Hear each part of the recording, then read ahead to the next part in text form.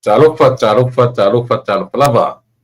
Toi whatalofatu ia le tautua ma le aunaga lausi uponga o le taia fou I lalo le lana pokalame o taua o le lupe whaalele. Tai le atua o tātou toe au lia manuia ia le nei fo iaso o le aso luas fulu ma le valu o le masina o kitopa ia a o lea ua whaatoa aso tonu le nei o le vai aso sā le nei.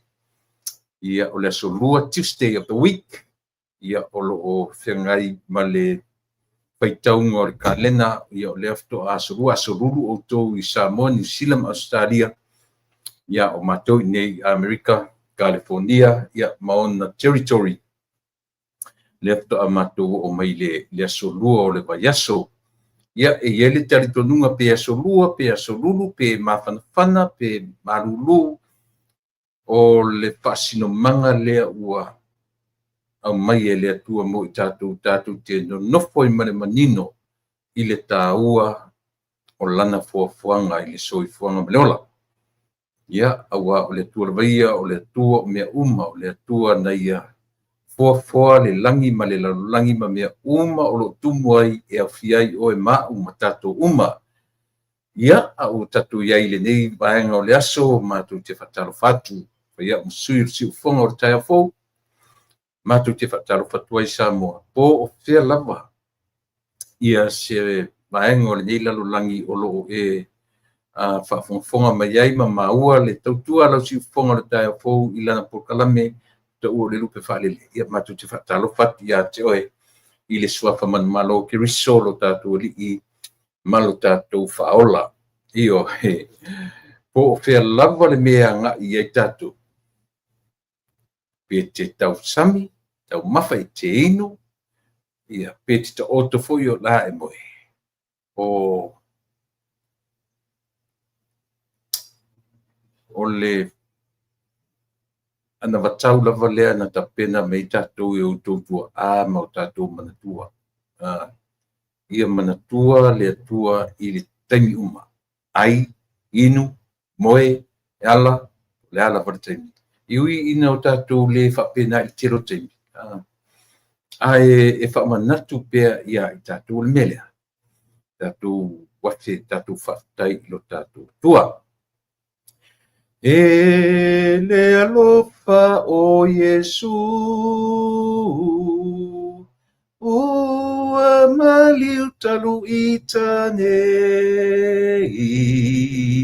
E mauai le manui ia ele mataua lea ele mafola lea ele mafola lea Lea lo fatele o Yesu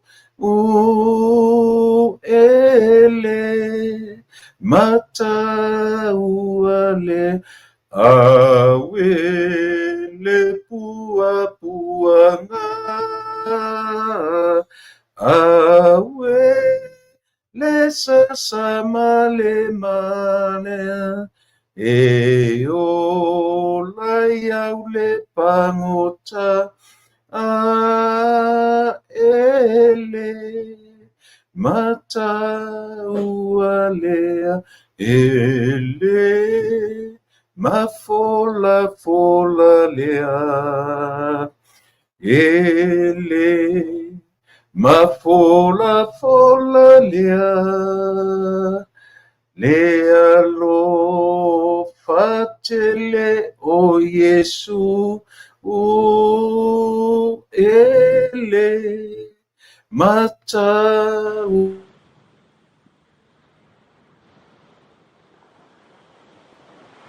fatele le tua lo matu tamai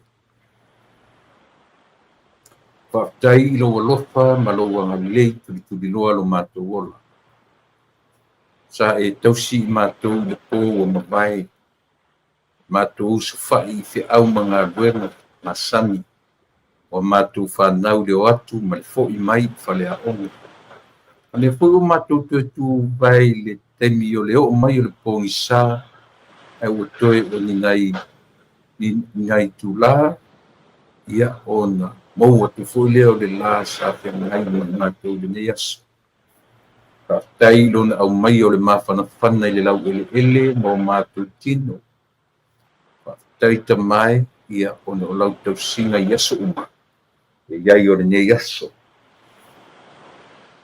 ia o le tatalo ia tumau pea lua lofa ma lou agalelei i o matou tagata femaumau aʻi a o le tatalo tamai liia laufio i mea silisili ua e faia i lo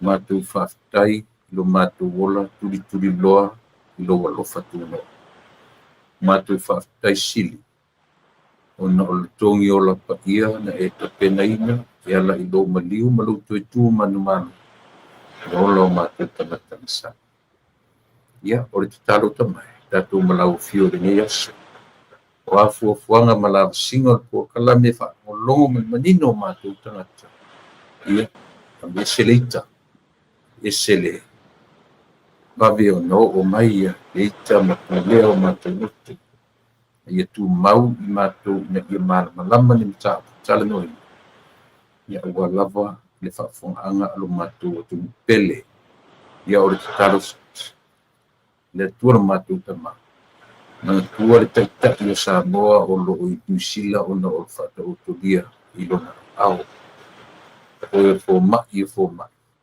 ia avatu le malosi iā tei o taʻitaʻi o le kalesia o lo fa'atautolia taʻitaʻi o aiga ma i latou uma o lo'o fa'atautolia maʻi i le tino i aiga ma falemaʻi fa'amanuia ia fa'afuisia lo latou malosi pepefou ua fananau mai fa'amanuia lo latou ola ma latou va'aia le malamalama o i latou o'o i ai ma la'autaʻia i totonu o aiga fa'amaise ma fa'amanuia tamae o le tataʻi fa'amagalo i matou uma lava mea ua matou sesē ma fa'aletonu ai i totopaia i te uisi o lo matou ali'i ma le fa'aolo ole na vala'aua amen.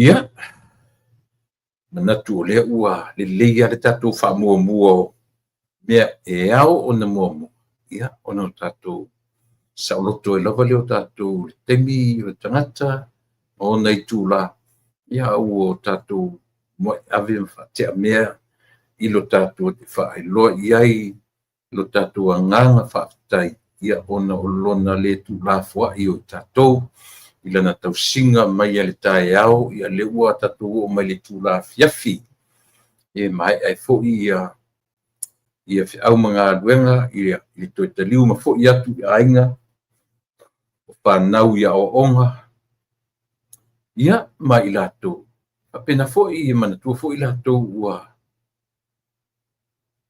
lea ua feto'atapena e atu le temi nei ua pi o le nature le o galuega ia tatou fafonei io round the clock shifts o le sifi le taeao o le sifi le auuli o le sifi le afiafi o le sifi fa'avaveao e fa'apena le soifuaga ma le olaga ia o lo'o soifua ma ola ai o tatou tagata i lena o tagata Samoa fo'i ma so'o se tagata mese fo'i lenei atunu'u e ai se taimi e mālōlō ai galuega e alu fa'apenei 24 hour service ioe o Samoa ia peina o leoleo a ma falemaʻi tatou te maua ai toiga mea na round the clock nei Niusila Australia o le atu Europa atunu tetele nei e lē malōlō e alu fa'apenei 24 hours latu le sisifi mai o atu isi mai o atu nisi esia e fa'alagolago i ai le tamao aiga o le lalolagi ioe langa mena i Amerika lava ia tau tau le aini ona meu public holidays. Ioe. E tau le aini meo ni aso marolo. Iai foi aso marolo. E te oso tua lai matalafa lolo. Ioe.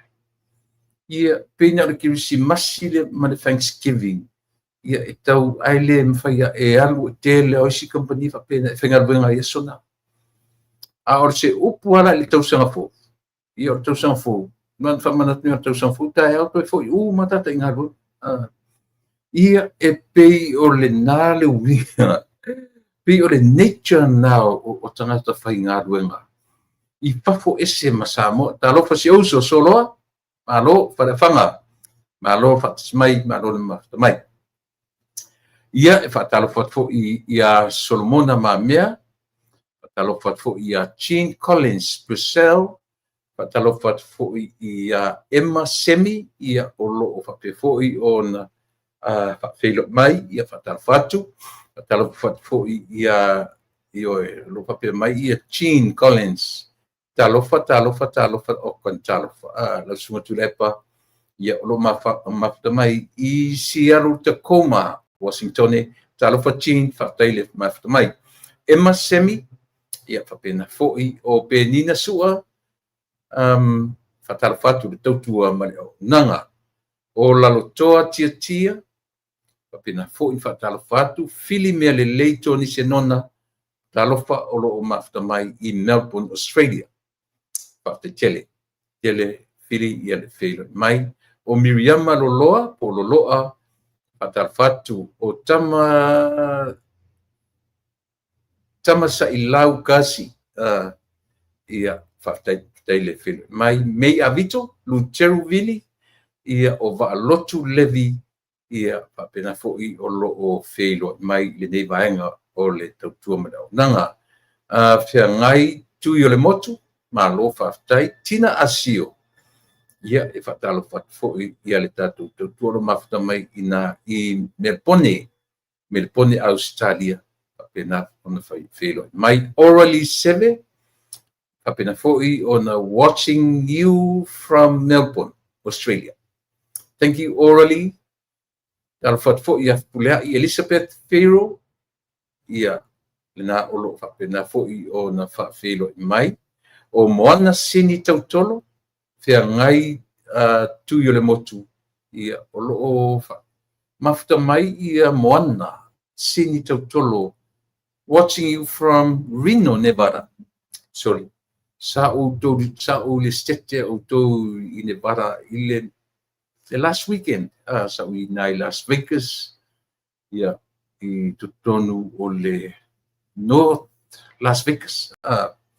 Wa ye pi o le oldest part o Las Vegas le no o ia le silent ne ia patalo fo ia fe ngai pi o le motu pena fo I fa fo wina tanielu lo mafita mai o Tara I New Zealand fa tele fele mai ia fa pena fo ngau le malie o Keith ma Hawaii le lo mafita mai ai ia fa pena fo fatalo fa ia tunu mafono ela matai rata ia o lo whelo mai ia mama puto pa nga masani e tatu porkalame mafta mai I Melbourne, Australia pa taitunu mafono ia le whelo mai o Moeava ngafa o lo mafta mai Hawaii ma lo whaftai ia Marcelino Brown tinei upu sili talo fa tinei upu kili pati kuata ia whapena fo I whatalo fatu ia Ana Leone po Leone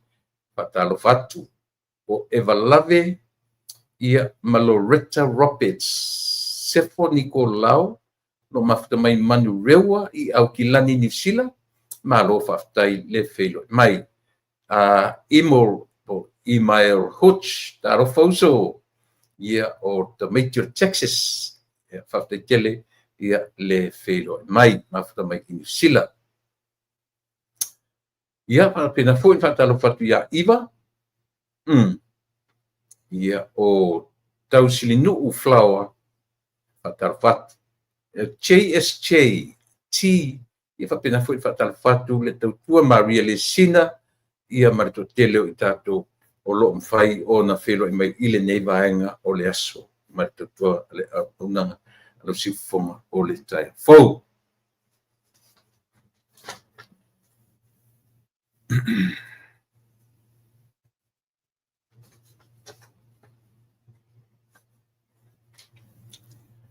Lupe fa'alele o le igoa o le tatou polokalame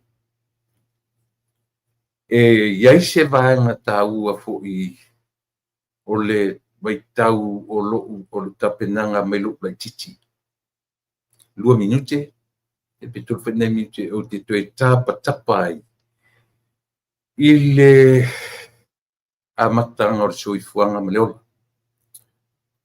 o te manatua totonu o le matou falesā e o mai temi lenei o nofoaga i totonu o le matou falesā pulela'a tumaluga i o le itu a fa'asaga mai aga'i le sami le pulela'a o le itu taumatau la i lo'u vaitemi pei o inā sa nonofo ai le ʻautalavou io e tamaiti matama ma tene matama le fai te tolua le tua vale o faifeau ia fa'apena fo'i la ona nonofo ai ia tene a matamaita'i i le faia ia o luma i lo gatotonu o le faipesitele ia ma no fangalola ia le tauata tai pule no foi o winga la utala o toe manatua te mile o lo tuputupu ai o no fanga leo tamaiti le sa o no foi a o le tu sasa tu la pe uma o le to ia sa ia le no foa fa pitola o le foa le na sa fanganga o le no fo o le foa o le mari toa ia pe anga ia tu lo mato na aso o ila o le foa le mato tamiti o le sila no foa te u fale mai lo tu tamtau sa fa ia to ina mato tu o ma se mautofu umia io ma se mautofu io wa fo io o no fangale e fe o lolo ale tai au ka kiusu ku e felesi la tausu al kama foi la le lo ku afia tala monchole nga lo kala ko ka e uma lo le temi o le taro aba io o ka angulu io adu io wa foi na uma lo to na io mai tai ele ka ele le vai ia nga do ku tu di mai o mai le lo mai ia ka sofia mo ia o ka saulo le farsa io nga le mau kofula le mau tofula le wa fai ma filia ma tu pula io ka ke iwa ka ke moya fa pingi lungo handu wa fa pingi ka ke ase ka le mo fo la me ka masei ale me na o matawi e matau mai o lo tama e no foi kua ale ta ua la ta ita sisi o lo ta ai e o tu le fai pai mai kala ko ma la le me nga sasai o rumai o la me sasai rumai wa e mo mga ko se fale mo le mere ke pi fa pena io ale ko sasai la makaika io nga me una o watu le poti na fuet na tata i te to ina le sana fu i e lua la me kai o le kala ngor ke mi o le lo ia maroka moi e le ai a masika mai ki o le mako unga sao mai le me io i le matou le unga tupulanga i le matou le unga tupulanga i gange i fu se si sao fa pele nga sao ai le ai o lo tala mo i ale io wa fu ka ke la ku le loku afia fire o tala tu e pele le loku tae o la ku fresh e le le uma a le fia ia ia o tala tu ngala ta te o tu le fale wai lo le ia lo ta mama lo ta tina o itaren ta wale mau kofu ile pe sili ma le me nga fu e o mai o ya ka te pelo kura ia o ngala ko fu e kai o winga ia maanga i o rota tupu ai me ta o le fautele i ta tele la tu ta fa pe ka ke kangia ku ka me ka ma oi la me kangi la mo ta fai atu rai le fa pe ka ma ia sa va di kao se kao po le fu o ele e fesili le me ka ana nga foi o ya ka fe ia pai mai ia fa pela ka ai de ngoto ina wa pi ko inga i sa fa ele mela to ia o tau ai ia matu inga de o su i matu pito ne leanga ko inga sole ade mela ke fa etu le lopo le ngo foi mana fa na dai mo moi mala fa ngau ai le sole ai pio ne malina ngalo la mo tofu oni a toina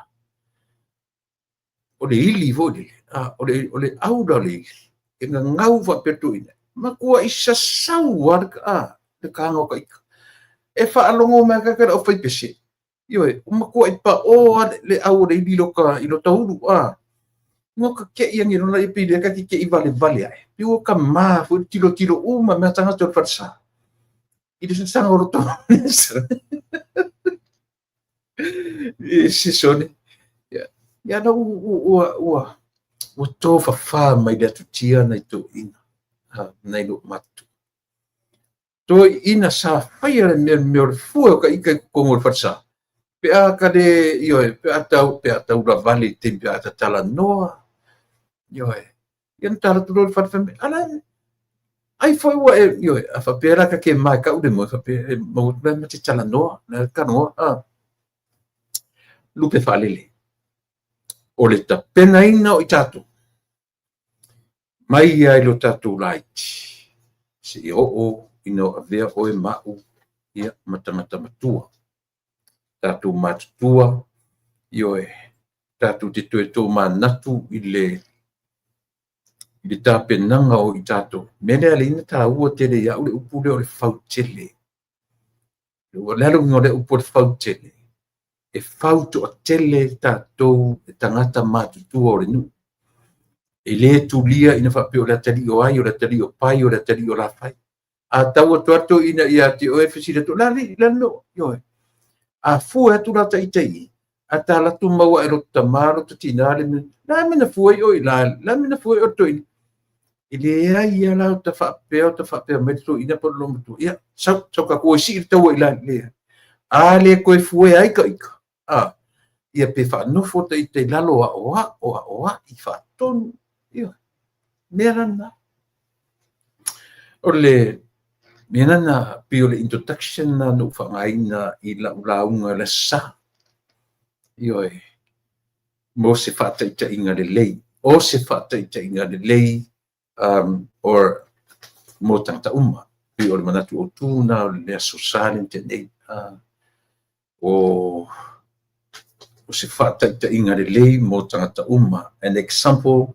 to all pinena au mai lungo le nauna lau tele ia le manatu o tu e au fia ai tato uma si vaenga la le nau amta e whamatala ia le tāua o le tupu ai e le fau ia tato ia mea o mo mea o le whaingo mo whainwhate tei ia tasila sia me mari o otea na ia tato to inga mani tato ro matutua tama se ia lena fofoa lea na io ia na fofo ina mai le soifua ma le ola e ai lava a se va ai mai la fu le pe vau atu lo tatino mai o ye vau i loki o ye vau i olim o ye vau i olim e ku mai lo lunga so le e ama ku mai lunga po la lava se ia le mera na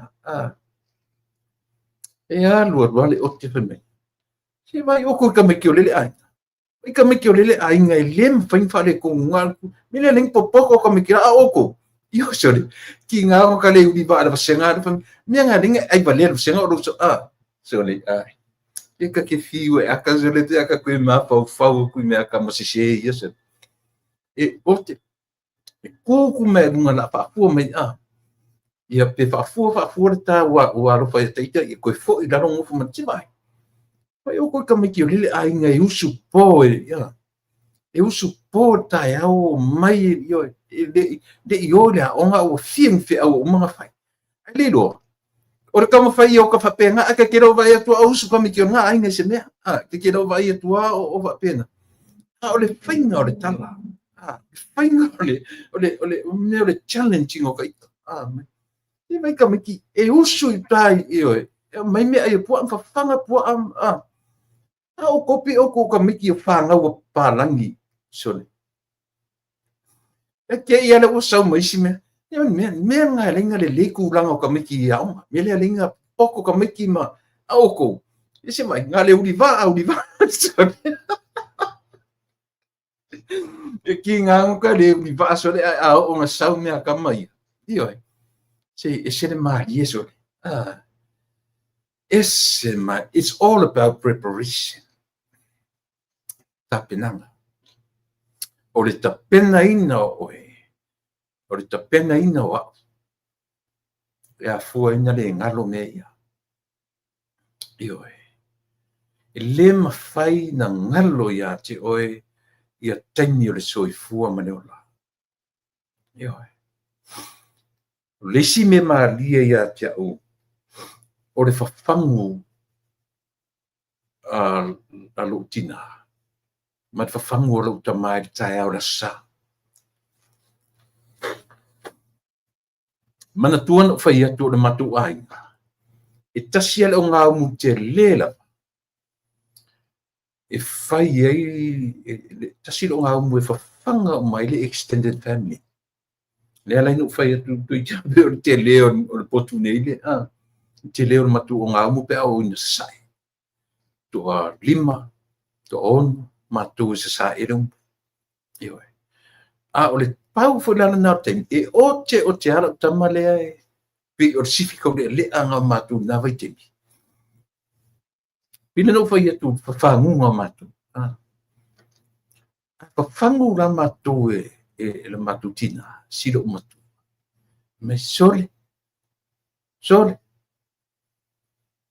no fo se vai lo sa valia ta mitu la fale matu rio matu tolu foi fale Puno sa tingana le siso sa valia e pi o fainga i o whamatalanga no foi lunga che no foi lunga ia ta le minoia pe me se no foi lunga se ma fai me uma ile rofa no foi lunga ioi nga pa le kalanga i o ka kalinga o ka kua do lunga o fa fangu rana matutina o le matutoi ingala sole ke whaalongo tua e saolo mai wako i o ko wa aina kango fo i ma ama me whapena pa ke komise me fone i o ka kua e runga ka kua e runga ka ke fiu su e roka i o ka sorry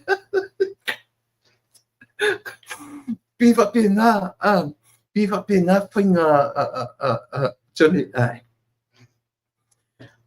fiu ali whawhangu o kori o le whawhangu mai lau o kumakama ki o ko wakam so e maka dira mo te mo e fo le pito to fama to le mo ke mo fa le mo so ya lo ngaka ke ku ngaro ka ku u le i o le sie yo kan ka e tu e le sie ringa su ronga ye che ka ke fiu e ia ka ke ro ka mai yo la su ku ia fu la ku fa le un fa ngore ele ma fa ina ngalo ia meso e se senga o fango na matutina si maturu matu mat fango na matutoi o le matu e ro pi mapua sia na fango le mena pi fa le tede pi fa pe ma se kama se fa no se vai do no foi lunga se po le ale la ba po le se ma fai ya me uma le rofa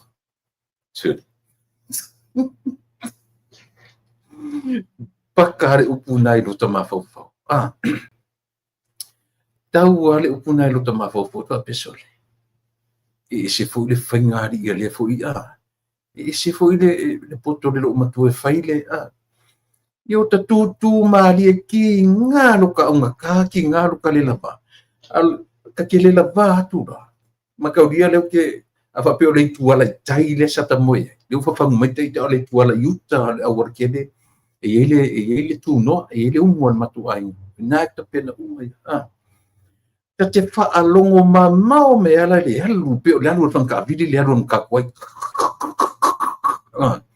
o tai loa loina yo ke sa vali o ala ka vai ku o sifi le ma ku sifi ko le ale o le sa wa ka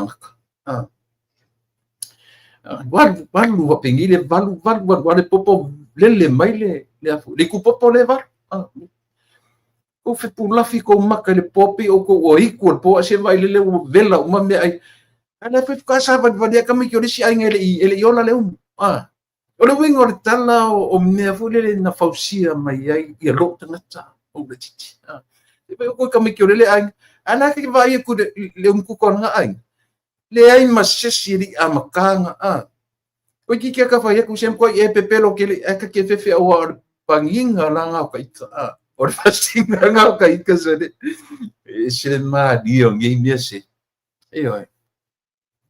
ia o tala turola ile poleala ta fe au la kala kulo fai pe ka kela ko ka du kalo balu ulu o le hase me o fa ku o kan fi au ngi o vai to tele tangata ta si o ngau o ka ya ai au o la ta miti o maku au ai ngana ki o le ko ke po le ar fi ke le lo le ele ko ka mi ki manang fi yo ia wa atot ni au fayum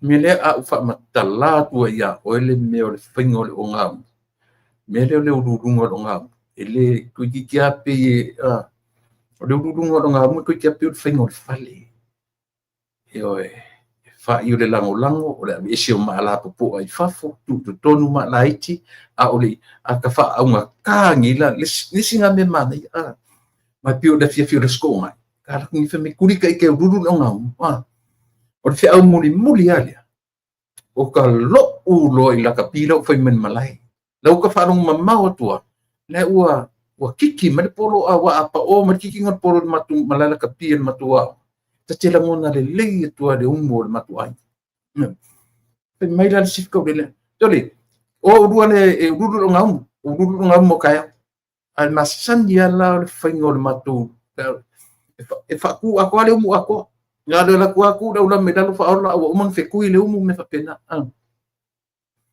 ai ale fa penga fu aka fa aka o ka gina ma kopi ka fe nga o kala ku afu e fa fo ma la popo tu ma la ti tonu lango solo lo ali ave selle fu ma ka dia le wo kopi vale fengon pe lo la mo le ikka le sa kasi sa nga ko le umu fe me sele o ile nga so fe me la me nga ave selle fu au kamalaya e oke ke ni ako e fai le umu e ta pena le ko o me ane me ia ka ika nga usa le umu mana tua ne ko fu ma ko ma sa e lu va pengi sa e lo kamane ma oke aso e le malo lo pio le alu fan ka vili le oke te vai o ko le a mai ka o le umu le lava ta sa o ai le nga uru o ngam oi ya la ka ki ku mama mai mana ka sa e ka ke fa pe mai la me ngade am yesele pour fui ala la ka ke pepero me va ai lo le leia la fa nga pepero ma ko waso ma ku ma sa eso ya me ka diam sa ele ola le ya ka wala lo ka pa ku sa e ka mingoi yo my goodness yo Taro Pfizer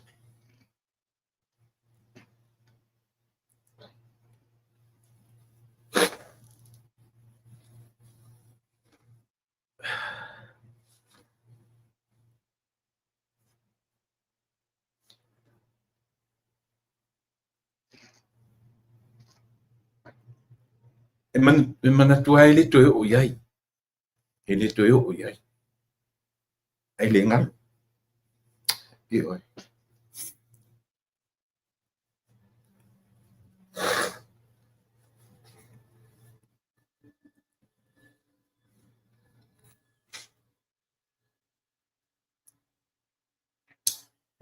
ai le ngalor ta penang ele ngalor ta penang o tatu right a fa pitele yo o yai ele man lama fu le melo di tala no tuai and I was there. That was my upbringing. Anyway, o tapenanga na wa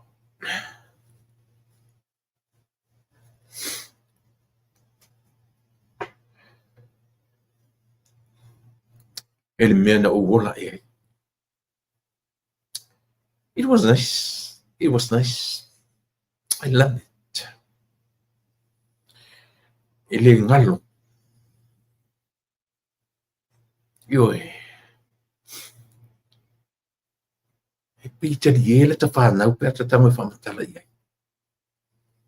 Tili lo pe tali e po lea pe po le me pe whapera la tutara se pe umai pe pelo na koinga.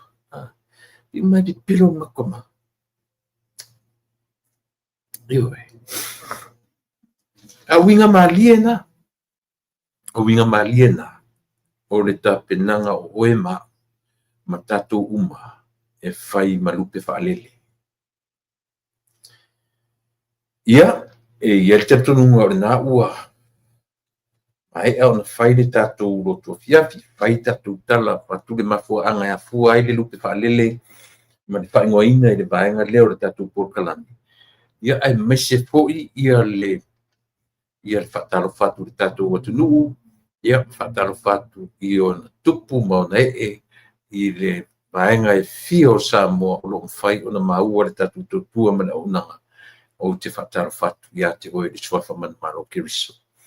Yesu aso lua sumalvalo o topa le so o le aso e toi tolu na yaso i toi ana umalolo le masino ke topa November i le aso tofi muli pe umala tofi lon tolu November e le aso na e whai ai le meo le e whamanatu e Amerika ia whai malatu aso whaafitai. Yo le aso whaafitai e pei o le aso fulea e whaamatalai ngā whaafitai i tuititia pei o le mefulea le tatou o le ua i selenga. Te ba ia i e whaangai o ua i fua whaatoanga ia e mese lava si manu foi lea o le turkey pipi ia pi tele na mamate ai manu ia i le aso tofi muli o le masina o le asau le toi tolu aso ia tatou anga i loa le iai.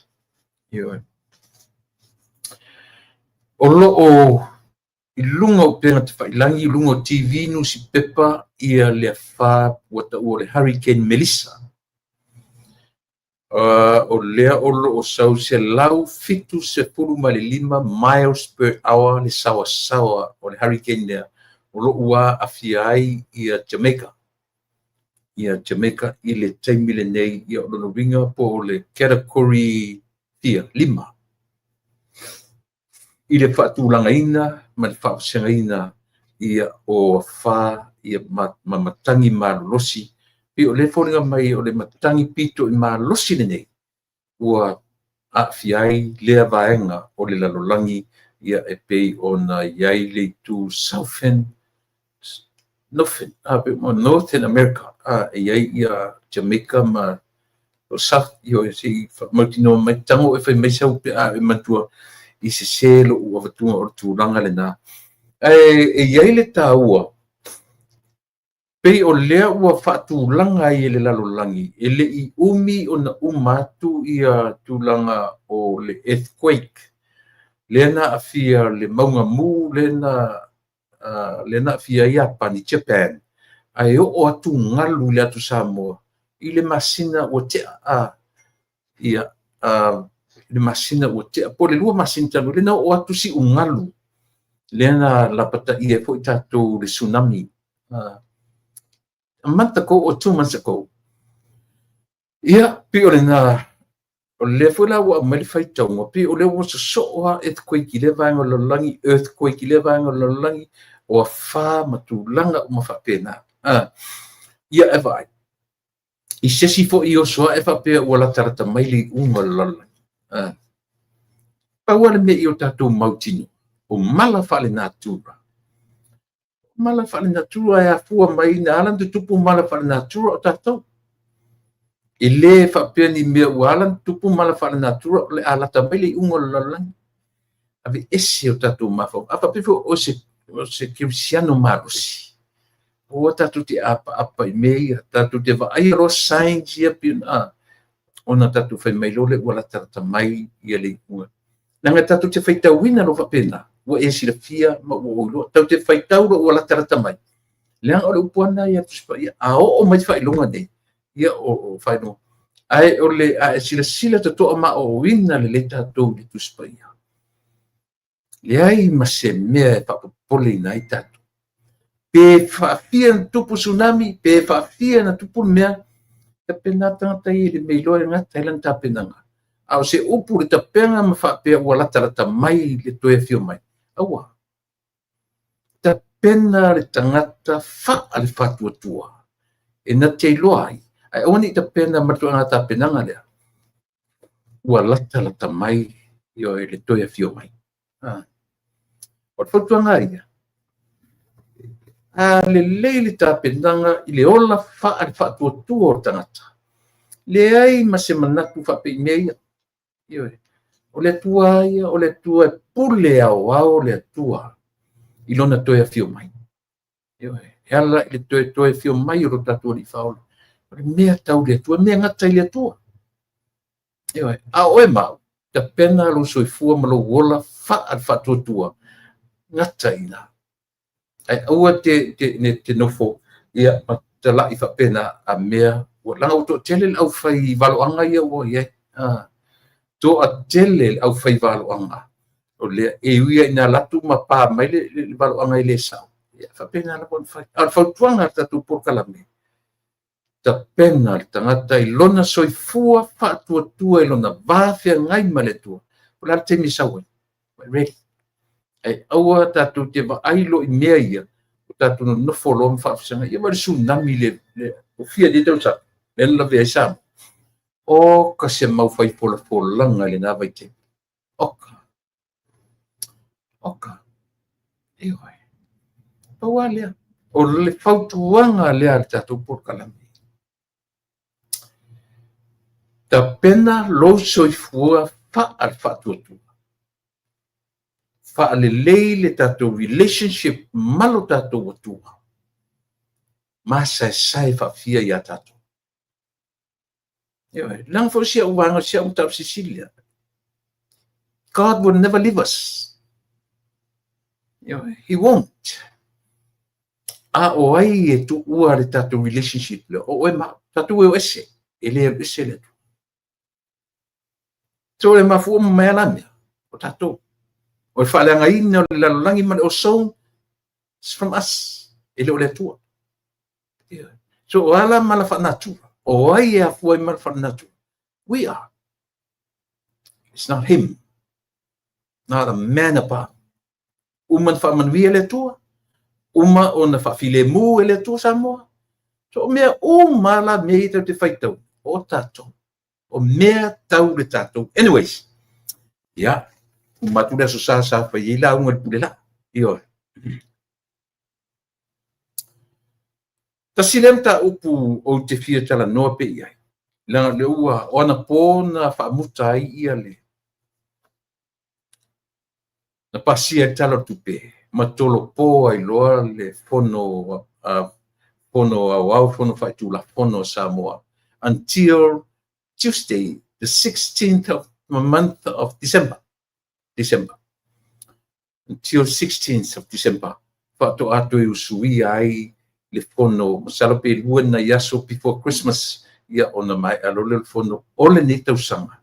To ato e usui fono i le tausanga. Fo. Alo wingo le tala o lo tau whai atu. Tasi lea mata upu pe na langa i oe i le au le pasia ina le tala o le tupe. Vave. E vave fono nei na u vave na pasir talo tupe. Aisia. Tau le eni fesili na nga i sui te tasi i minister te tasi. Tau le eni fesili. O le mea fo na vave ai ona. Ia wena umana po. That was Tuesday night a Samoa. O le Monday night na mato ni America. Ia ila wala le titilo. Vave na pasia. Vave na o i le minister tupe. Ia le whaamalamaina i o tu la fonga o le fono. Ma pasia i loala na tala o tupe na po ia matolo po e loa se ia toi usuia fono i daso sfuma leono o le masina o te sema. Pe o vaenga ia samo. Tate loa ai le atua mafuta. E le o se atua mamao. O le atua na te mafuta ina na au auna. La to uma nei tono parlemeni i tua ngai o le tua le malo. Ina ia mawhai o na tasi mawhai ngō fie so la tu fina ngalo. Ina ia whai ngō fie le whaafonga ma le whaalongolongo Samoa. Whaalongolongo mai. A o la tau o lo lipo ina upu ai mese. O le mea tau se leni o le tamao a inga ma le yoe. Tufaina ma le lufi ina o le tamao a inga o le tunu. O ana pola. Na uma te tatono fo. O le aso.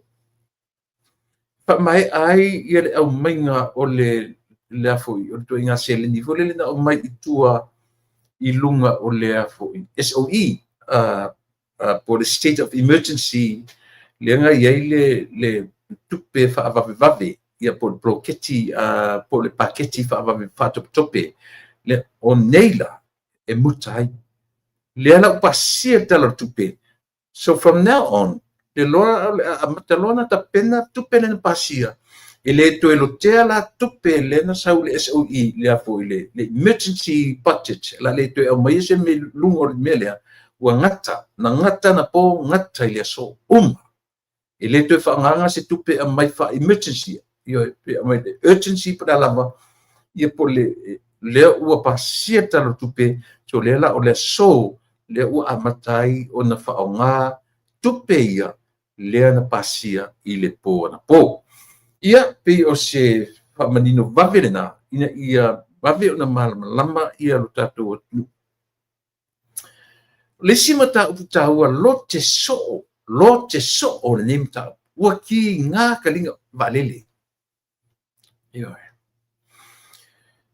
Ai ele te tonunga Samoa. O le taunuu mai se valele. O lea o le atau mwhai le malo. E muli ta ia tasi le vaenga o lana navatau. Malana matau puna o mai mo Samoa o lea. O le au matou whaia se valele. Ni e leo se. Ni e numero tele. E lua ni valele na put aside te aile fia 300 millions. Todo se lau miliona na put aside mo le valele ala tauia. Pa te ole winga le no fia tala noa ili mele. Te o foi pule ia na mai fai mai le ngau le valele. Ele ngau le valele. Le fai pule le o safata mo por lua. Safata fe foi mai ia le o safata mo por lua. Le ia pai le ia tuia. Lua safata lua. E paua le mea le suile na ulona fai. Na alu to tonu o le company vale le SN Advisor. Ina te le lo tea ni mea tau tupe, ina te le whamoimoina se mea tau paketi, mea tau. Paula na mea na fai to tonu. Leo te mana tua. Leo na alu na tuu ia papastui. Fai ma advisor. Lisa na mea telefone le fai fape a mea na te loa nga rua ingo se tupe o le fai ingo se long le a saula e tautala mai mea ia fape o tautala mai le ia nga urvale na te le lo se mea na te le lo o ia nga paola na mea na fai to tonu ioe na le albu advice ia ila to sa ta ia le company vale ile na vai te le ala sau mana upu fe mea ile ngau mea nai lo ai ile vai tele o le sui Ioe. Na te leilo se mea tau se leni. Na te leilo se ngau pe a. Langa whai leo sana mta whai oinan whai. Tala noa mai whau o. Le CEO o le waalele ile taimini nei. Te tonuina. Leanga o li poti fo ili whau o lea tielu. Fatu tielu. Tala noa mai fatu tielu ile ngau. E tu sa whai peta no mai se minsta. Ioe. Ai tala no mai lo i fatu tielu. Leanga o ia tonu lea. O le masta le na o lea. Me tau se leni. faafefea ona fau le tupe le ua umatu le si va'alele le si va'alele laʻitiiti lelele mai tutui lau uma na fai faafou afi faafou mea uma ina ua le toe foʻi atu le ua latu peia o le brand new plane airplane le uma a le toe amai le si va'alele i Canada laua i totonu o le a foʻi o le hanga laua tapena ia le faatinoina o le faafouina o afi totonu mea uma 10 miliona tau fesa o 10 miliona le le ai talafua o mai totonu vadu 10 miliona totongi ala i talafu toto 10 miliona la i te minei uma na faatupe i faalele ma le vaalele le toe fai ele vaale toi fai uma lava ea mea lana lelei Samoa le aualii la ia le fai mai ia Samoa faafofoga lelei o le whainga whago o whatutia. O le si itia o pasese na pe mito te oi ai pasese. Pasese lana i o le whanga yoi mea. A whaila o tangata mai mai mala malama le le mea ia. A whai o te lele whawhia mai i tutuila manu. Whawhia te lele mai mai whawhia le masina. You should be happy. You should be happy. Isia, o pasese ia. Leo whaingofia ina tutongi ele kampani va'alele ana i talafu. Se vanga tangata vai le mafaufau fetu'u nai. Ona oi le pasese. Ioe. That's the only purpose. E alaina tu'ulunga. E mo'i al fai tau le tau o le sua'u ma e langa papena le mea. E fua le pasese i le tau o le tupe alu tutongi o le sua'u. Tutongi o le landing fee. Ioe, ma mea uma whapena. E fua i ai le pasese. No, mai lo le ma faufonga ma mate whapea. Pai mai ea. Tu aina whaise wa lele o Samoa. Ua oi le atu nuu i pasese. Kalo whae sole. Kalo whae ese le vai o ia ma faufonga. O lona winga o le ma faufonga tangata ne. E au mai lo le pasese i lea foi. Le wa lele o Samoa. Pa uro man pasese whatango fie i lea. Let me tell you one thing. O loto ma faufonga na vai. E matua vai. Aisia, ele umatau sanga, ato e ngau to valele. Ele umatau sanga, to e ngau to valele. Ioe.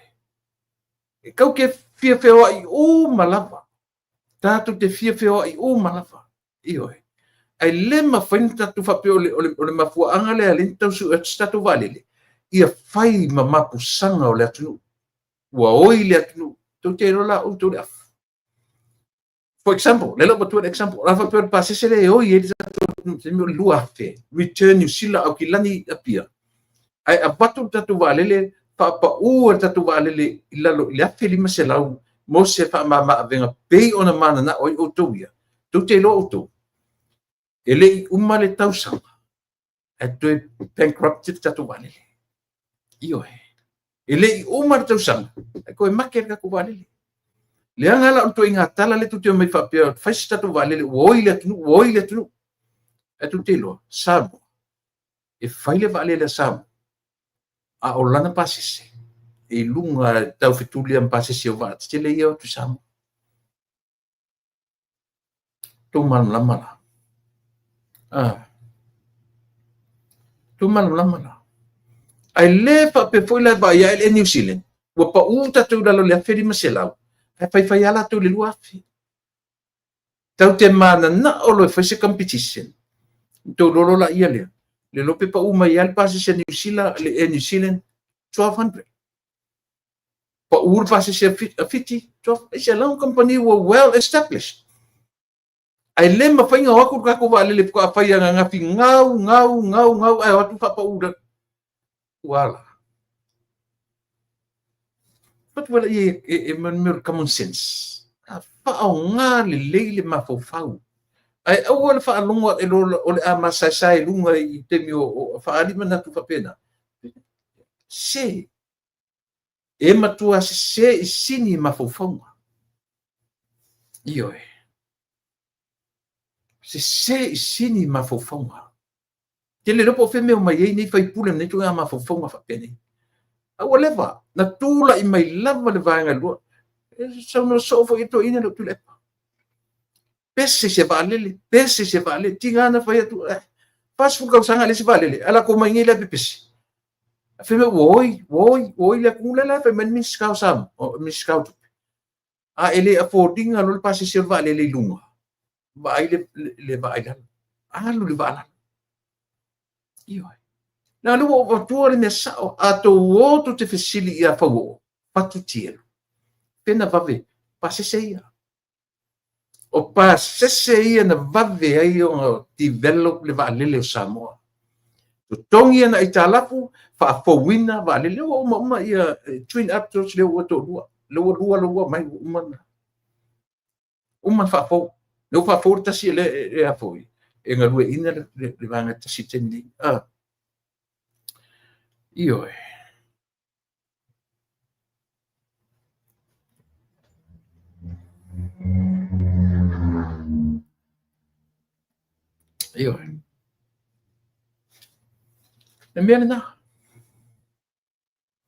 le mele na sa mo ia tatu tatu fai fua si mai ngala se mafufu si o tu ia fa no mai ao ne va so le o se vale le sam o le to nga fea tu te tiro e fai ele tu le to nga fea tu te mana o fa nga tu vale le a fe o mele pese tu le e pa o mele pese tu le pese limoni pese li tu ngai e fa folinga e teu mafale.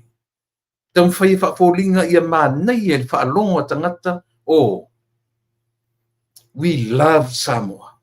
Ioi, piwa pena, pero no fom whaavalea le atunu whape, le leila le ta pipi e sao, e aro lofa I atunu. A tutu mai whaita valele ia pau, le valele a vale. Ioi, o le valele a vale, e watu tatu watu whapau, e kele mer ko a whai se valele. Ele ai ni ona aku fa ule pas se vai anga kali sa o se minsan mele vai ele se ku o valer ka ku la ka ko mai ko afet ka ku valele alef ko mosca ku valele ngale ngau yo ito inor matonu e ngoia ngau yo so fa tasile so fa matai o matonu o ngau ka ke musu fa ingoa e fa o ngale ngole o matai o matonu I ia me o ngau le ngau le la o tu vai foda al fa tu wanga la verita to malo mawor ta tu roi valele aua ni tu o ila lo pasise aua aisia au ta tu to fia to fo o pulo le ngau ta tu le fa mele ta tole fai se pa umo ta tanga e se fa valeo ia ma fofonga so se fa valeo ia ko nga ka mala ku ma fofonga le ki o a ngau menga la ku faia o fu ai le si vaenga ko kongi muri pasale o ka ku faru no ia o le ko nga lo fara le mana tu o ri ia lo fa ile tu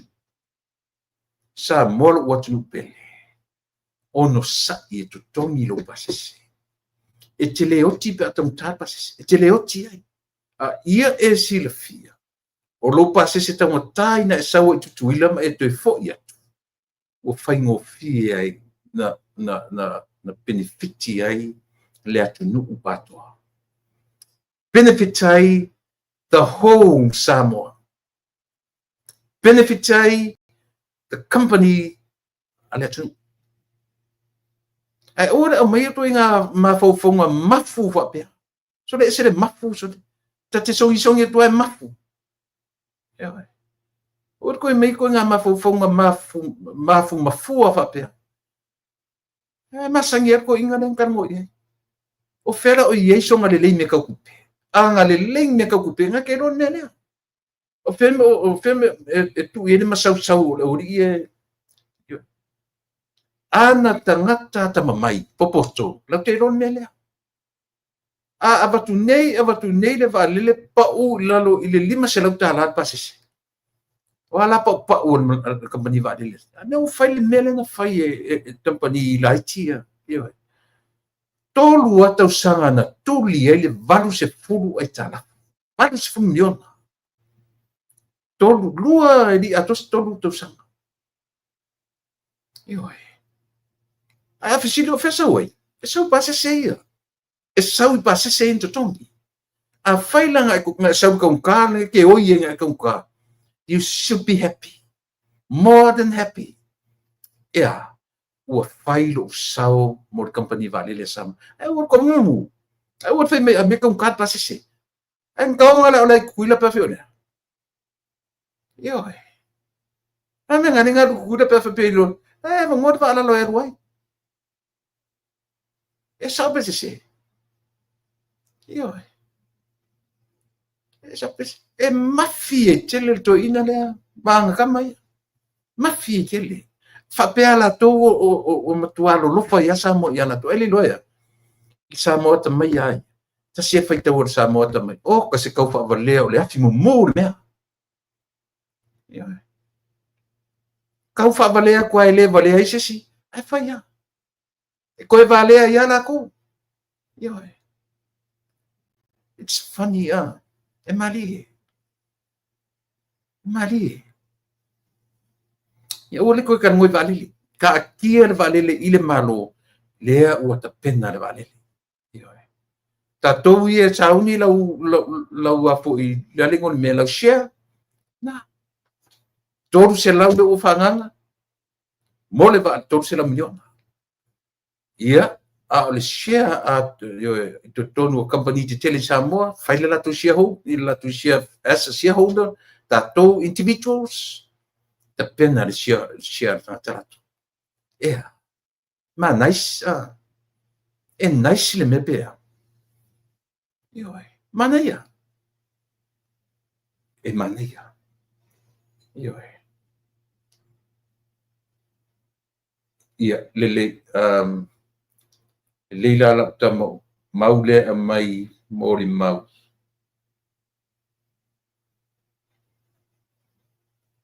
ia ya film selat pasi selia return in New Zealand yo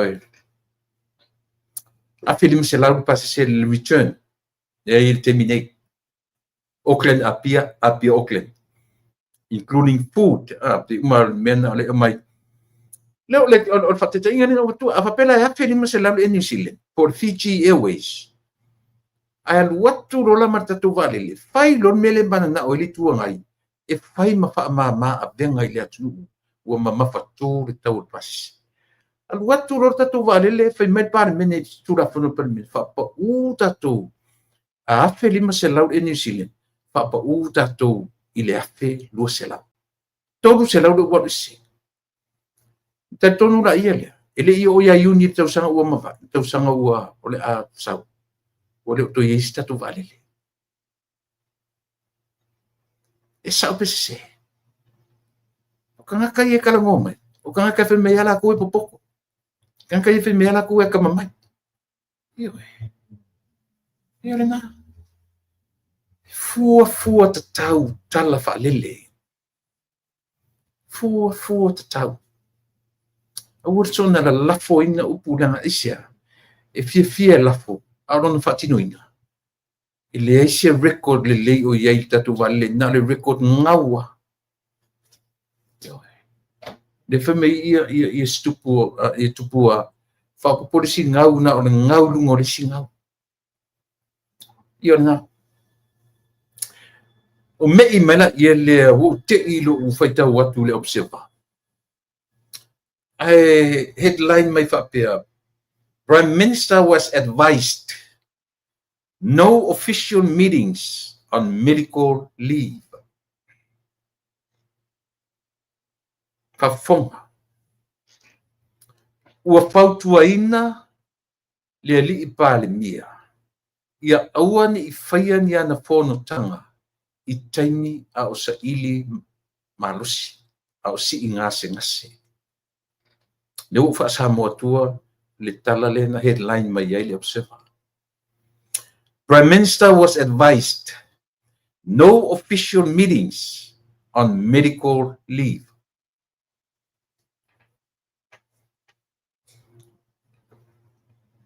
Kale malama so lingi ko nga newspaper so le.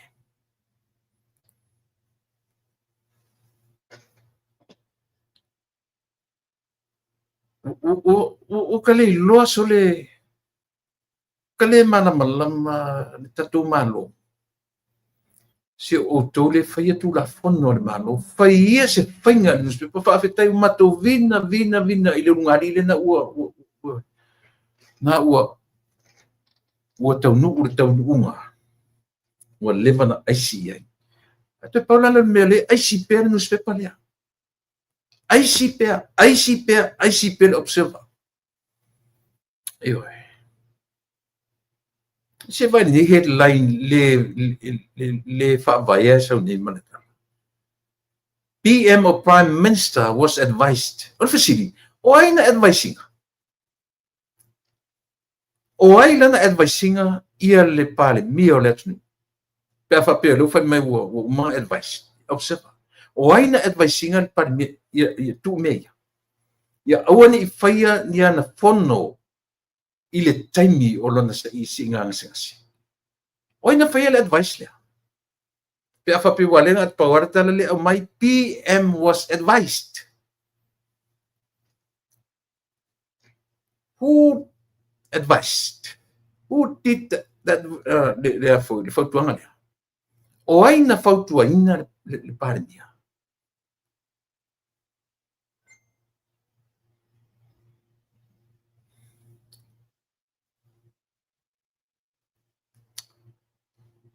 Sukali lo so le fa makala so le ko inga me so le.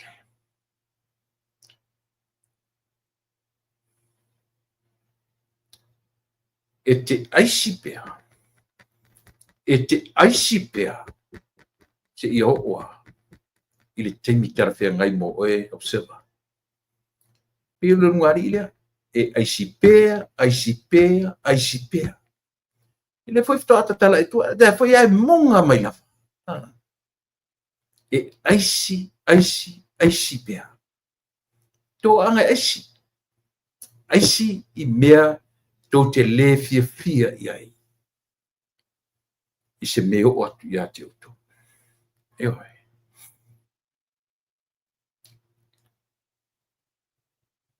Fasili.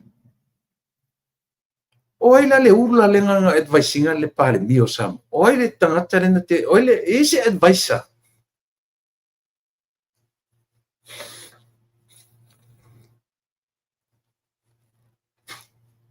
Ese advisor, se special advisor ale pale mia besides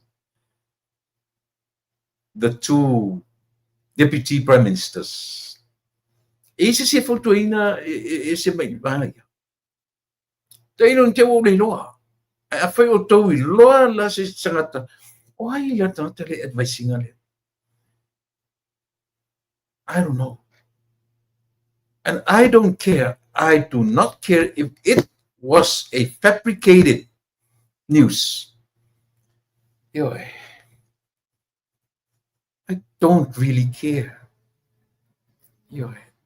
Leanga pe sau o se official, pe unofficial, ia news. Atu sila fia.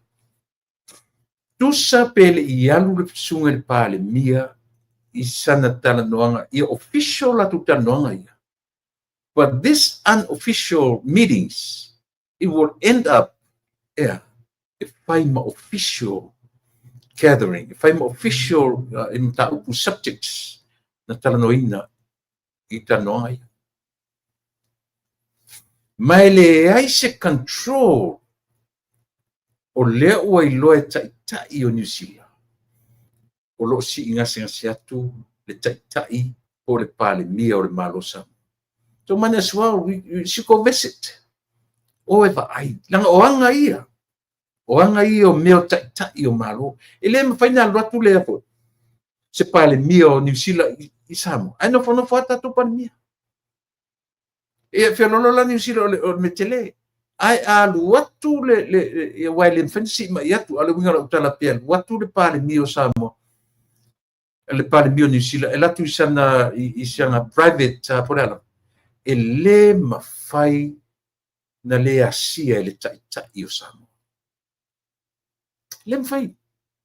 Nang oanga ia a meu tai o atu.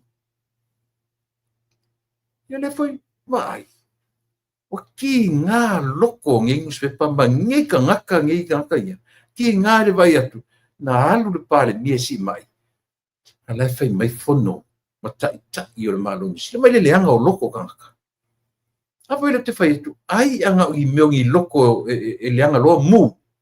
Ka fio lai le meo tangata. Felo no winga fiadu wa i mumu solo papa stui pia. No winga fiadu wa i mumu solo li mongi. Fiadu wa i mumu solo le observa. E feo ia ala kalali. E kalali ia ala feo i solo le wana. Yoi. Maka ukia i koe ngaka soli. Ne feo ova ia tuit fono tanga. Ale li pale mia. Mane malo Israelu. Ma tai o malo o New Zealand. E pena feo sofi fania headlines papia. Prime Minister was advised. Who the hell advised him? Yoi. Why la le tona? Why le tangata na advising? Siya may la may po ni advising. Yoi. Ka fe soli loko ngi ka ngaka soli. Ka ingo e soli. Ka ingo e soli.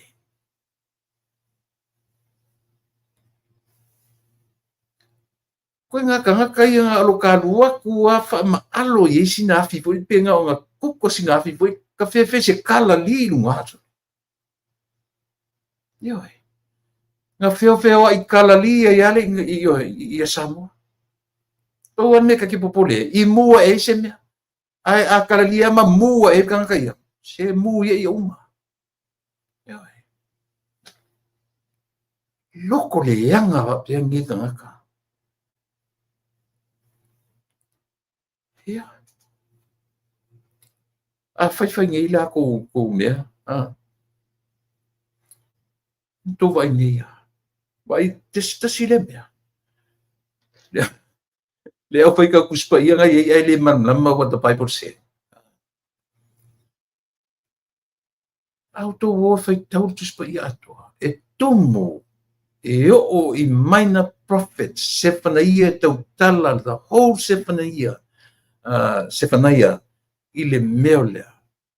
Le tua. Ma ana osi ngā whia ngainga malona nuku Israel. Ia lela. Na whai tio nei. E o I apapasi. I whai tio whai mai lango. E le pāle mia. O le nuku o le atu. Iwala. 20 scholarships. Le ua ofa mai Israel. Musfu.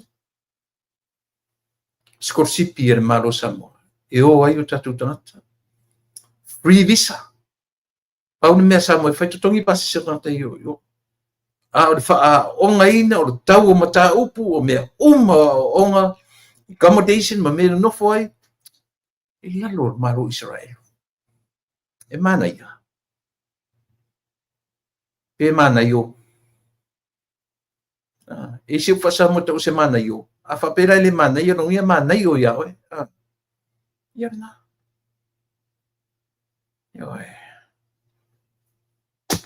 Fua, e se tau o le upu lea. Ia mulea. O le fua tatau. Ngā fui nale sa wili o te o tatu matua sole. Se fua I luma. Fua I tua.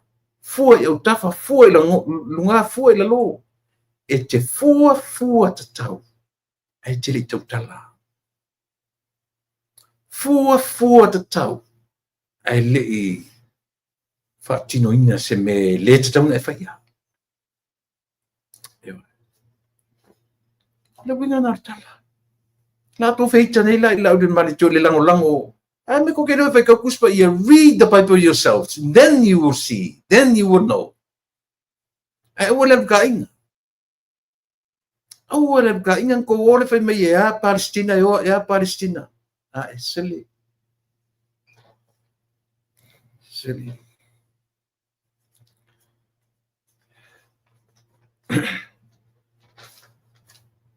Mina le ngai tatu falong tala ele fai tau tu spai. Ili tatu tele mau se me sa o fai tau tu le sangata la tata na fam tala ya te o Palestina mo Israel. Ai. Go read yourself. O te falong la tu sangata fam tala Palestina mo Israel. Fai tau o ele tu spai. Do research. Do some research. And then you will see where I'm coming from. Anyway. Iwala. Amura ile lango le Palmia. Lo tato vai aluane ia le afo deputy minister vai fa fo Israel ile fa finele le tenele tato vai mai ai e tato o filo e me mala udia malito. Iwala. Nana o maua ai o filo inga ia maua ai o le lango lo le leima ta tala Israel le lango te mata bio meni o tai ele se tai se fa valea tai malo tai chole mat fa pe nei tu mata o lalo langi ya samo ma me ai e tu le mai mata tu ele lalo langi sinei ata mai Samoa. A le mafia i o loko kangaka. Ai se loko foi loko ke keno e kau mau e foi mea. A le loko inga ele lea. E uli pa ko i fai ai o ngi kangaka le meo le leanga fa vale valea.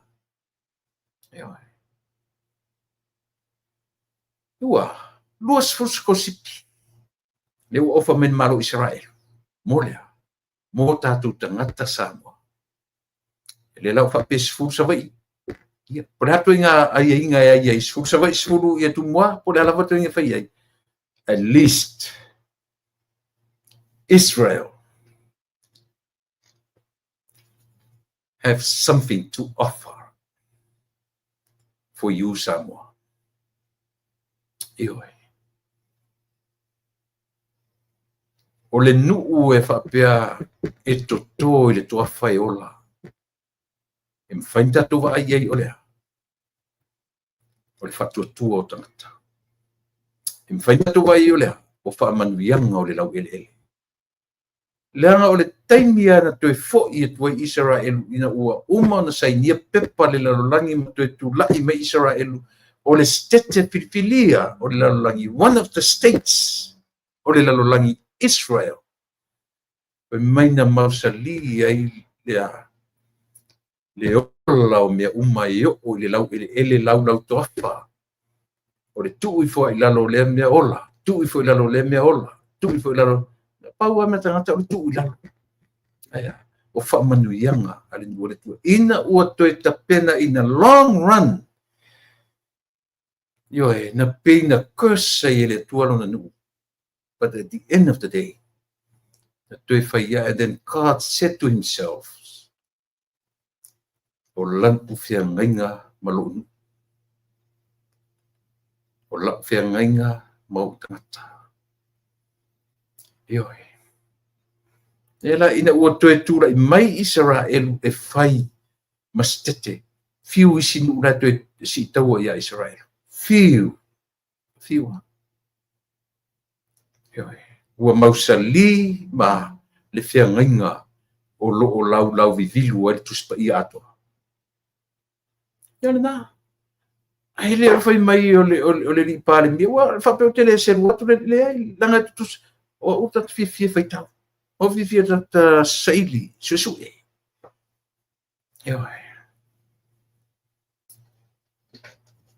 Na. Le mafai ona tato wo pongi sa i mea i Samoa. Io nela ia. O nela ia fai le tau o lea. O le lango le pale mia. I le malo o le nuku o le atu. e leo avatu los fulu skorsipi e te loa ta fefe au mau se avanoa i los fulu afa pe o me tau fai fatoʻaga i e oe Minha que ela com é algo não serve pessoa.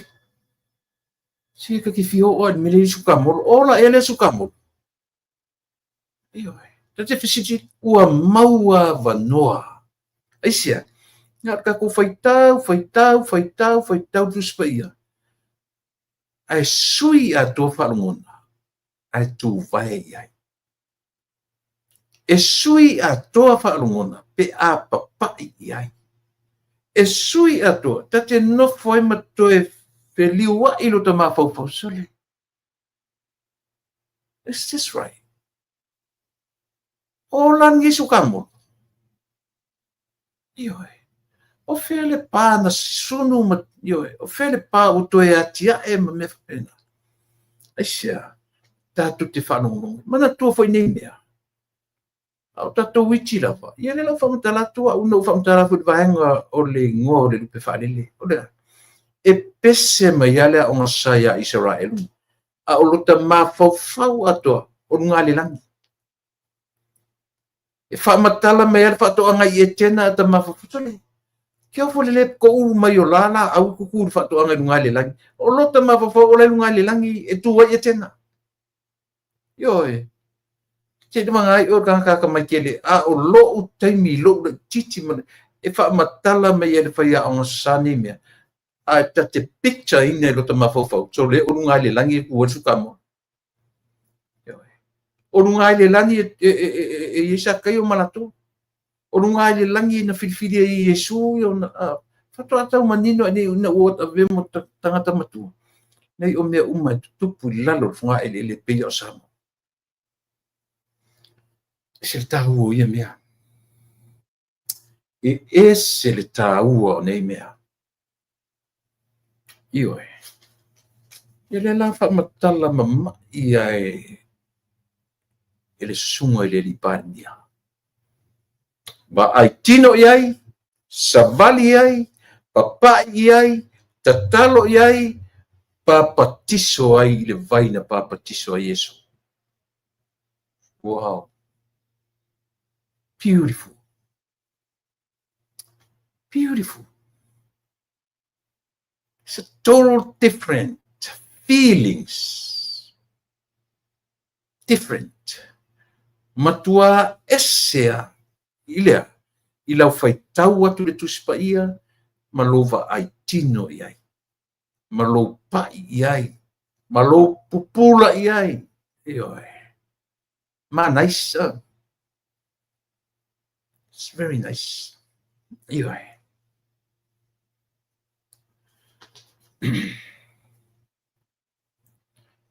Ia. Lea ua whaelo mai, ua whaile whai unga le whonga whitalai. Ma ua wha amaro loa i le li o lo au, i le lua se pulu ma le wha i tula. Whaira porkala mea nafi u tele i ba ai iai i le whai unga na. Petai ia na au mai e si uso leota na matano. O umana whai le whai unga. Aioi, le tele su temi no mata telefono, petai i o leo na whai loa mea nafi.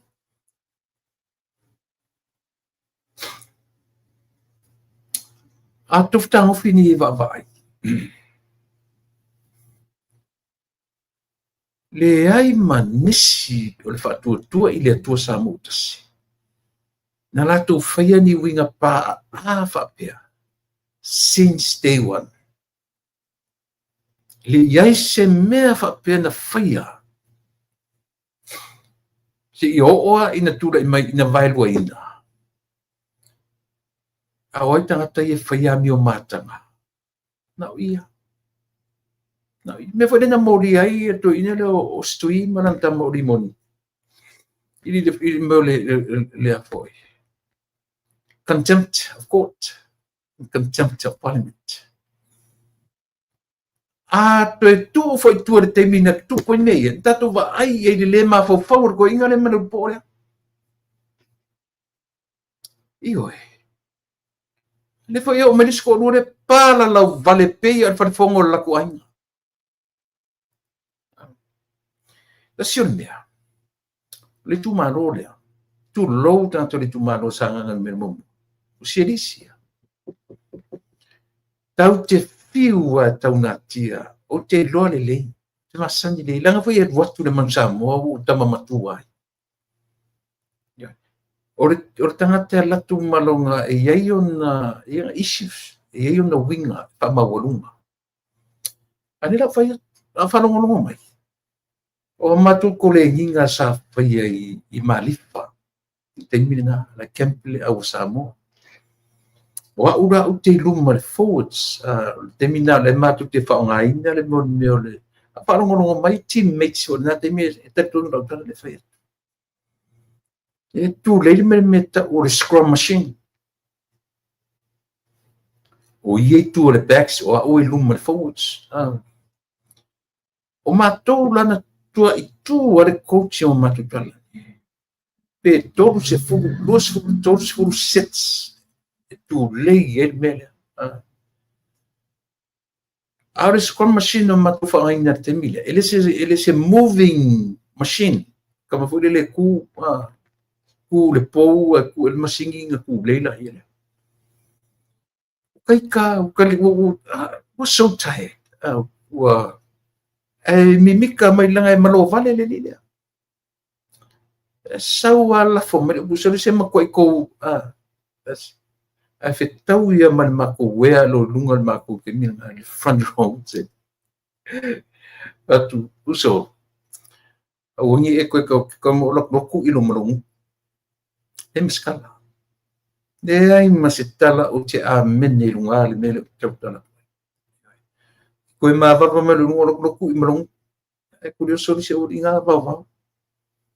Yo. Isia, e ia ona winga fufu lele ia. E vai le level lo te tala noa tu temi o matu tala ho. Le wa ave i le o ka yongo se furu mo. Le ai ave i le mafofau ia. Tu sa lele ia, i tu malo ia ma le pa. Tu sa lele. Tu lo i tu malo. A le winga o le tala, o le tau a lau winga o tangata e whai mau tau i tu tonu o le pale meno o Samoa. A le tau te sila pia, e watu whai me matanga i o tau. Ioi. Se whale whonga o le kuwainga. Se whale whonga o le kungu umar kukumano. A whawhonga mai lau whonga le whitalai. Male tatu parmene. Pao o whasalanga le kangaka le swafa ia leang palau vale. Pe palau vale mama, pe palau vale mamafa, palau vale. Ele tu lilo ina foi poen palau vale ia. I don't care if they cast to themselves. Pena palau vale ia teia. Fasala. Ele se o tu fawina langa ele fa pese fa fono fa tanga le palau vale ton. Fa fono ta tu te ia tu sa o mai ai.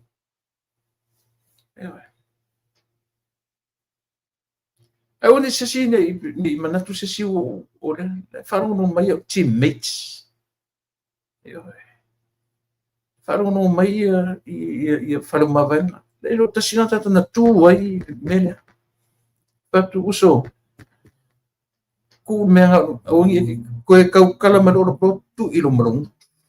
Yo file mua le mangalo to ya le. Na foi le ruki to la ke o tama matu to no. Ka o kua. Yo. Yo le na. O le ma fo o le mga kua o se fale o kua inga ki ai fi para vale liko. Yo. E tu sa foi pena ola le mai. Au se tangata oi au tafa wai na te role le e tatale au tafa li boki. Awala ana le pikia tu nei lai fafo, e tangata nei fafo. Na aluaru se sea ia whapesi mea kako. Ana le ola ngei le mai tu mai lo, ma ku lei e tu lo tangata le isiu lea. Ioi. ia na o tuli ile fai tau ngora ma pasia tala tupe tasia me taua yo e o ngai se suyo se tu malo me taua ole iai tu tonu le pasia sta ia vai le sanga tasi ole pa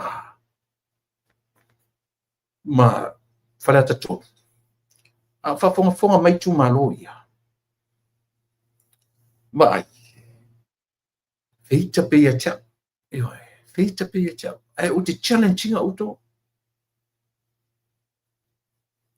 langa ke fo ko le mai me mai ko sui fai ko kongo par mingi sam yo fo ko le mama me mai ko sui fai ko kongo par mingi sam to ela pata ia matua o Samoa. Ia whaawawina le whainga o le tūlanga o tui pui pui o le misela. Aisea, toi ari ae ia le misela le whaamai na mali liu ai le valu se furu ma le toru. E tu te mantua la o tau Samoa, valu se furu ma le toru ia. O ta maiti nga li potia. A o lea whainga ai o tangata, e siria marselau. Ta maiti na mali liu a pe pau yo ta maiti na records na record I lalo la tu swafa ile melea au lela uto ya ia le fa mai mtotia le na feo ti ta maiti o tatu watu ai le pole history le pole history fa mai le tala history kuku mai mai se I ka fa palange ku mele si ko la fo mai skupe malele loe pa street le maua tuare kamela me o pisa kuku mai I mai se fa palange ku si mele se ko mo mai ska su e tupe le ola le atu fisili fela o e tupe o misela fela o e tupe o misela kaukia kwam kaukia ngi fainga fa pengi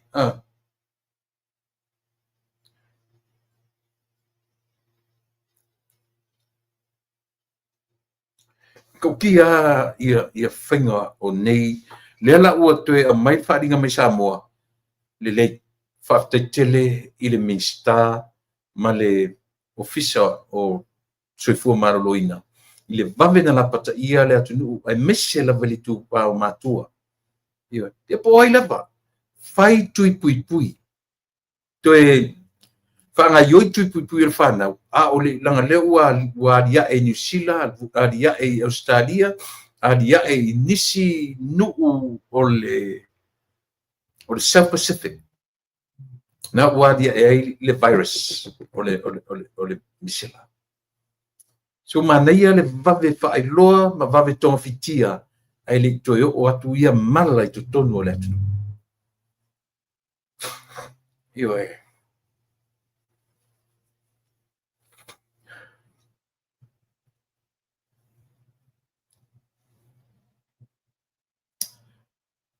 manaia le whasoina o le 2 miliona anamtanga ruenga o pisinisi ala manuia ia malipa le minsta I le li o Fata Ryan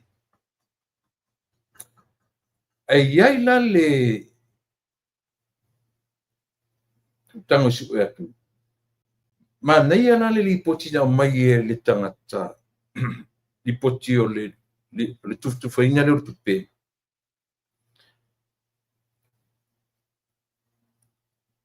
Fasoa le 2 miliona anamtanga ruenga o pisinisi ala manuia malipa le aso 2 le aso 2 o le fono temi o le fono e toe whaauawai le fontanga ale pā le mene I le tae ao le aso ua o mai I le vaenga lea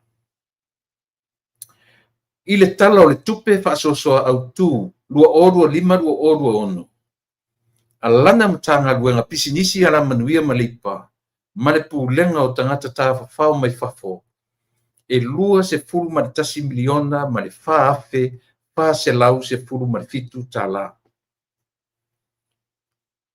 Ngaluenga whaatino amta ngaluenga 5 miliona iwa se laus fumatolu lua se iwa se laus fumatolu afe lua se lau wiva se pulu tala.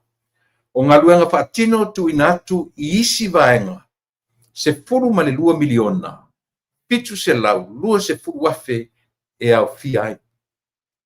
E au fiai le fesosoani mo le ofisa o tangata ta papao mai fafo e se pulu matasi miliona pa se lau tolu se pulu afe. Palapo totonga o le au pai pisinisi ala manuia o Samoa 5 se lau 5 se pulu afe. Ofisa mo le atina enga o pisinisi la iti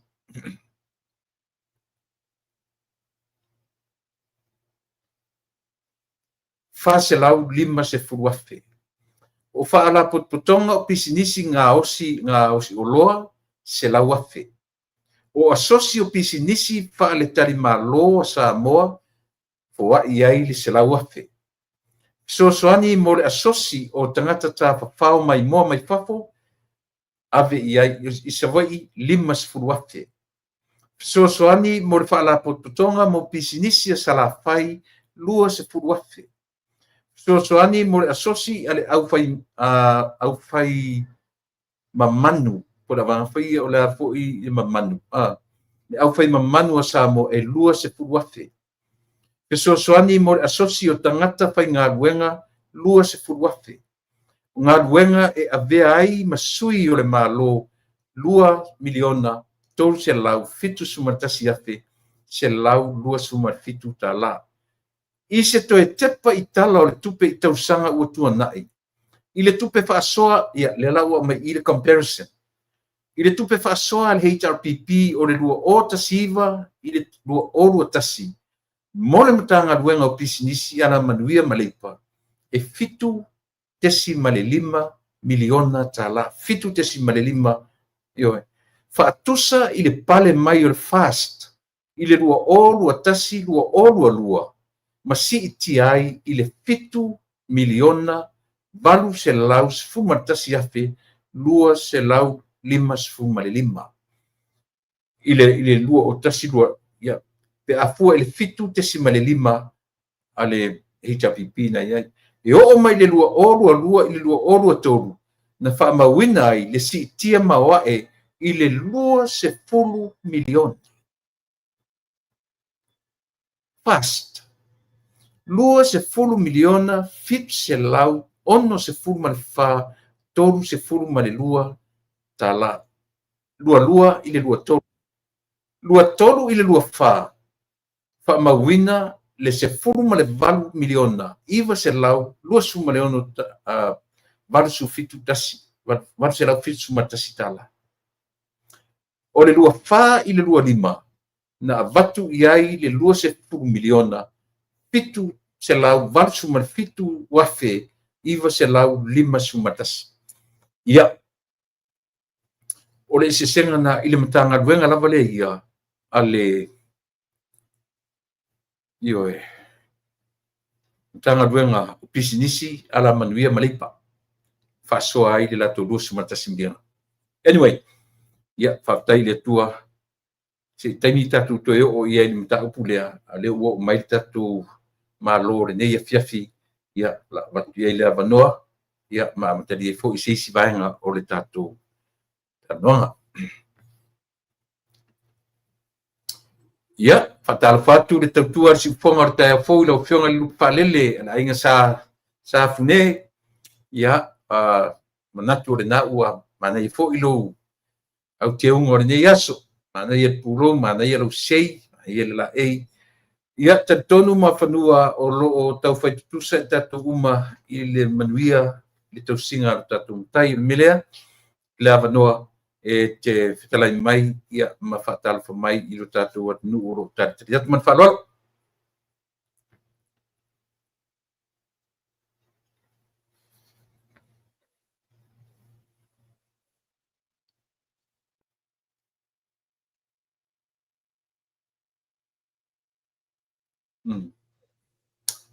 ele o langona tu e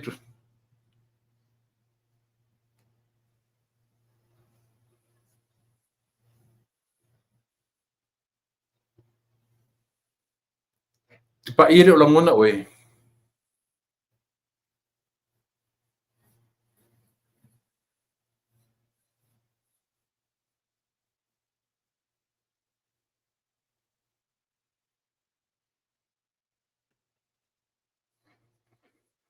Tilo ulang muna tu oe.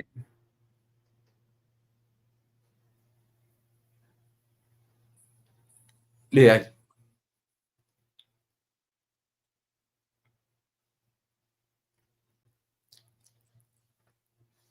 Ia si on sai mai ia si tu tau fixa tu ia le ele o le mai ia le connection mai New Zealand lava mai on sa si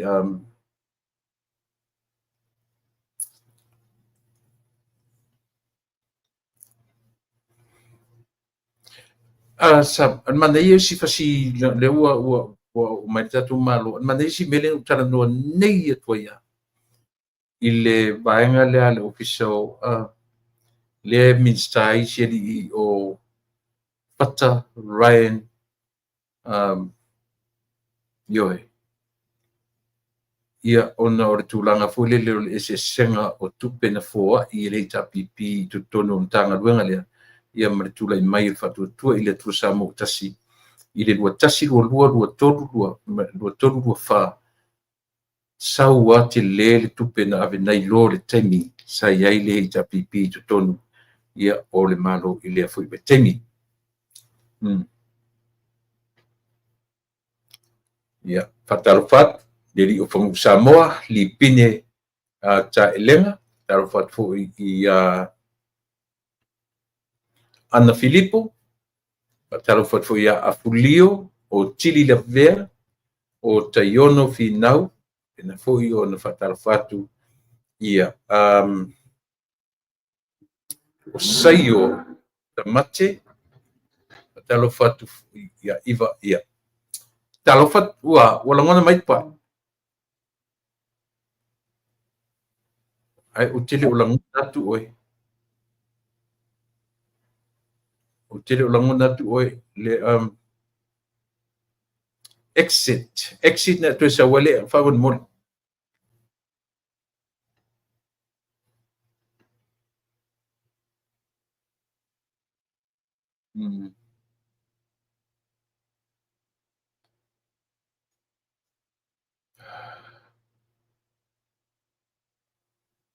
ia le ua tatu tataria to o mai o le talenga ia mo fanua ia fa o tuai ia le ma au pa tatari e ia le palinga ta o le te fia tu natu o le tulanga o matai ia e tu tonu o se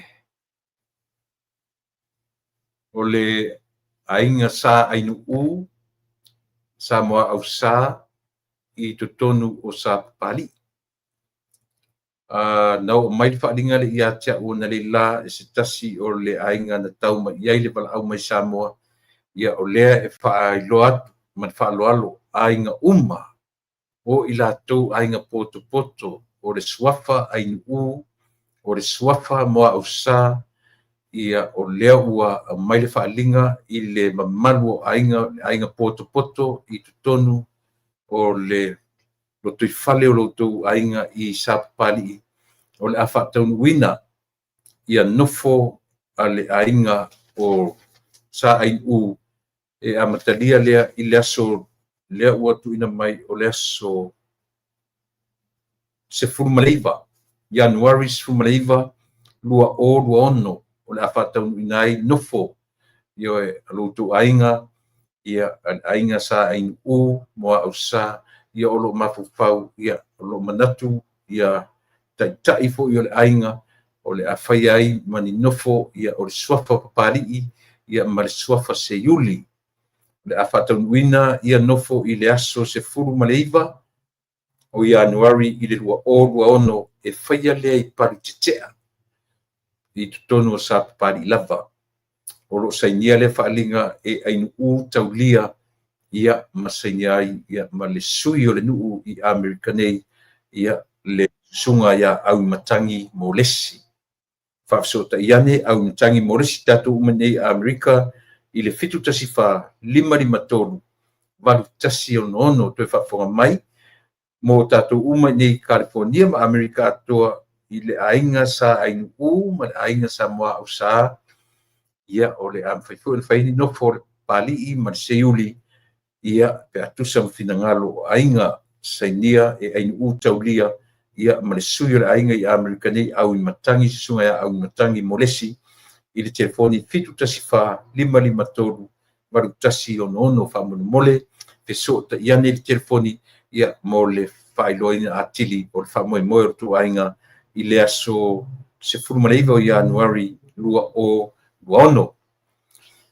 Ia, ate leua to ia mai ia.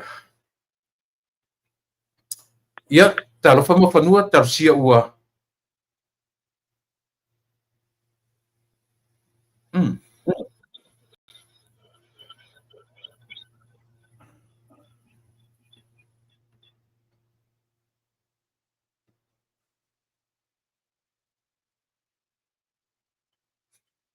O lo le lei umatua o inei, le lei umatua ia inei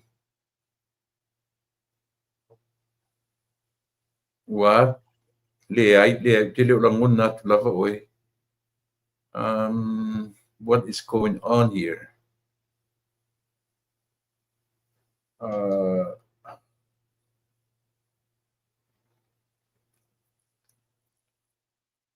Can you hear me, Tulaipa? Yeah, leo langona. Okay. Okay. Yeah. Sorry, what? Yeah, I know that. Ioi. Va aipo yesi ai ko hua lau masini fua le. E mai mau pe ma fainga ka liu fo ita ia wa ka. Anyway, yeah, fa malulu atu fa funga anga Samoa. Na no o fa pipi ia tu fo isa fa talo fa wa umana e abatua i lumale. Ma malu tato pa anga ia mai se fo le au nanga si fonga tai fo po ole lupe fa lele wa su ia le ngoa. Ma lo le fo lautu la epa ma lo le langi ma. Fa talo fa atu i tamati na ma tutua. Ia e mai se fo isunga fa fia ngainga mo la tu fa tua. To tele le lao le community i Samoa nei, so se New Zealand nei na Samoa, ma so se tafa laulangi, o lo lato maua mai le ta au nanga. So i fua, ia maua le langi mai a o tau aialo maia, o se whaapoponga le nei, o le mawha tatanoanga, talu mai le vai atu watu ana i atu nei. Ma lo so i fua, whatalo whatu fua i le sunga, po le fionga le ali i pāle mia, e le pini o lo fa pe foi na mai mo mai mata mai le tapo kalame tu la epa ia alo mai ia ma lo fa tai ma fanua ia o la ste mi mu se lo felo inga ma na fion o le asonga fua ia o le me uma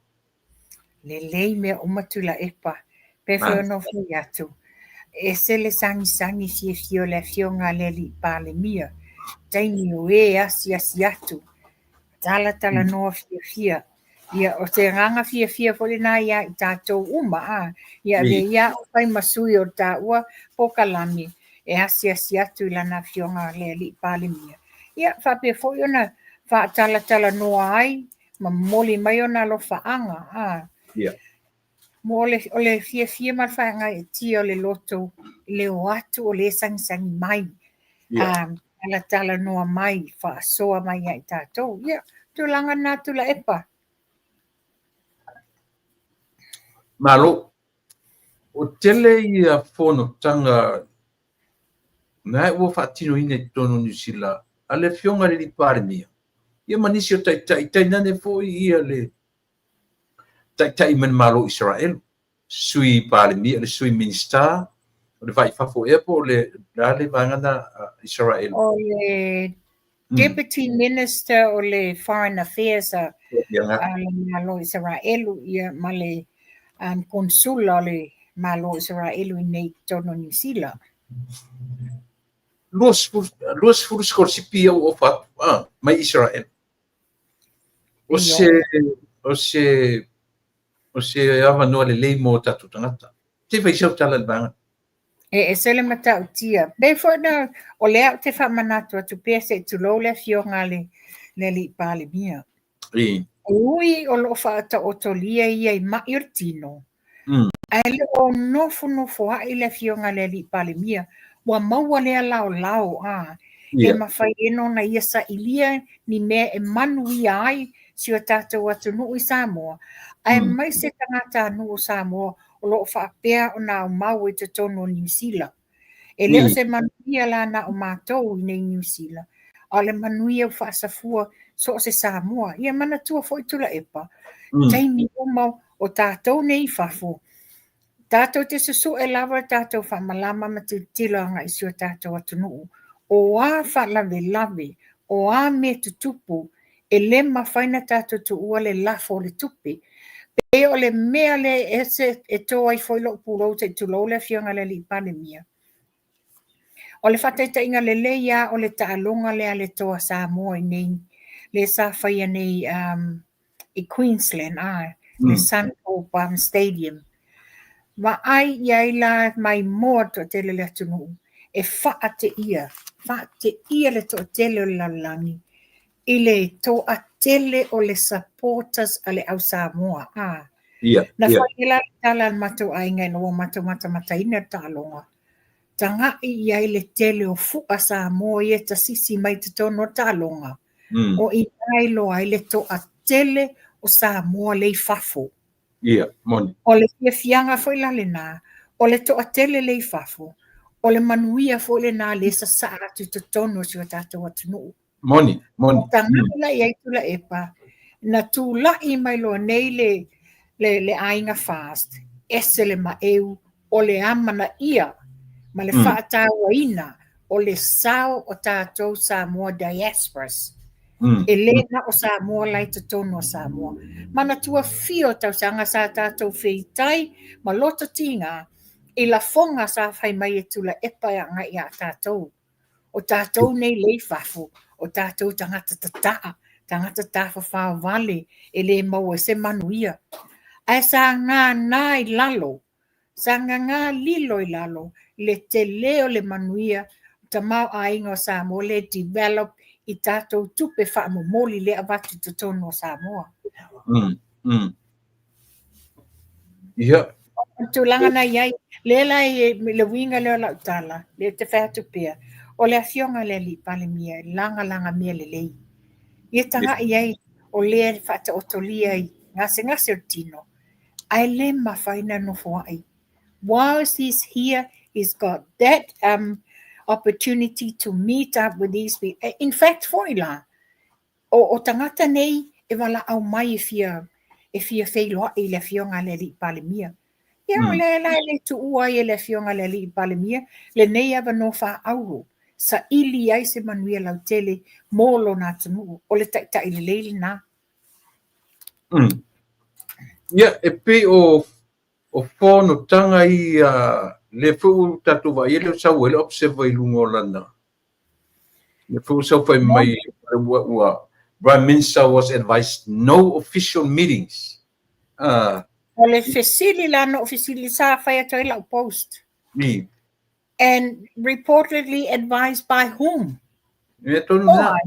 O le pale mia o ia le whaululunga o le atunu. O ai la le small sconti le whapea ua lapata inga le fionga le li pale mia. Ia awane I whaia nyonga. E na o le fionga le li pale mia. O lo o ia si la fia lona malosi e mawhai enu whaatautai whono nei. Ale nei wa mai nei mea whai mai wa umana advice. E advice la e ai. O ai advice. O le isi mea. E le isi control na wero umata tai o New Zealand. Na ingata tai o Samoa. Yes. Na oi nā tai o Samoa. E le mawhai la e le whetatu control e hoa o tangata nei. Tai. Ioi. Tai. E le whaina, ane foi, oi la le tangata le na whai le tala lea. O au na whai atu ngela o post. O se CEO o se matanga luenga o lei lalo le fionga le li pale mia. A whaila o se sio lato. Ai sea, wa misia le fua. Ua mesia le o mai ta fa vale ai. Ua pe o mea tonu ana so se malanga lava le fionga le li palemia. Fa pe na fo le taimi au palemia tu la e paia. Fa pe na fo le taimi au tu au palemia ia fia me. E malanga I lava malanga entourage lalingei. Le au malanga lalingei. Ai o le tūlanga le nā o whai mai ai wa advice. Like I said, ai le small scontinga advice singa le palemia. Ia, ai afo. Ai afo. Ia, a le tūlanga fo lea mawhanua. O le tele o whonutanga unofficials nea mata tu iai. Ia, ma o lea ua wholinga mai ua maua results le leo whelua inga ia. Le fuena o filosofi e tau whai e au maini maka leanga ia Samoa. Ina ia tatonuinas. Mawhanua e ngalo. E le te whaupopo atu. Ona toi, ia, sano. O te whaupopo atu. Pena e sau noa. Ua sila fie tai o atu nuu nei. O lewa I nei le whaululunga o tai o Samoa. O la se si me sili. Yes. Which is, I'm pretty sure, to lo walengangana, e le o ni vale tai o nei atu nuu. Yeah. E mua la to sa ilia po o ngā whatauli mainga le fionga le li palemia se whanotanga. Yeah. And knowing whaila le fionga le li palemia, e le mawhaino na ia tali tuali maina se tangata. So, le ua tali wona talia le wala au lia. Ia tile, mana tua la le isa la elu. O le lua fesfulono, le whai isa la elu le ese le leo, le whai le o tofo I Samoa le whai isa la elu na I le taimi lena na min star le fionga le li palemia. Pero le lua fesfulono le sa min star o whatoanga.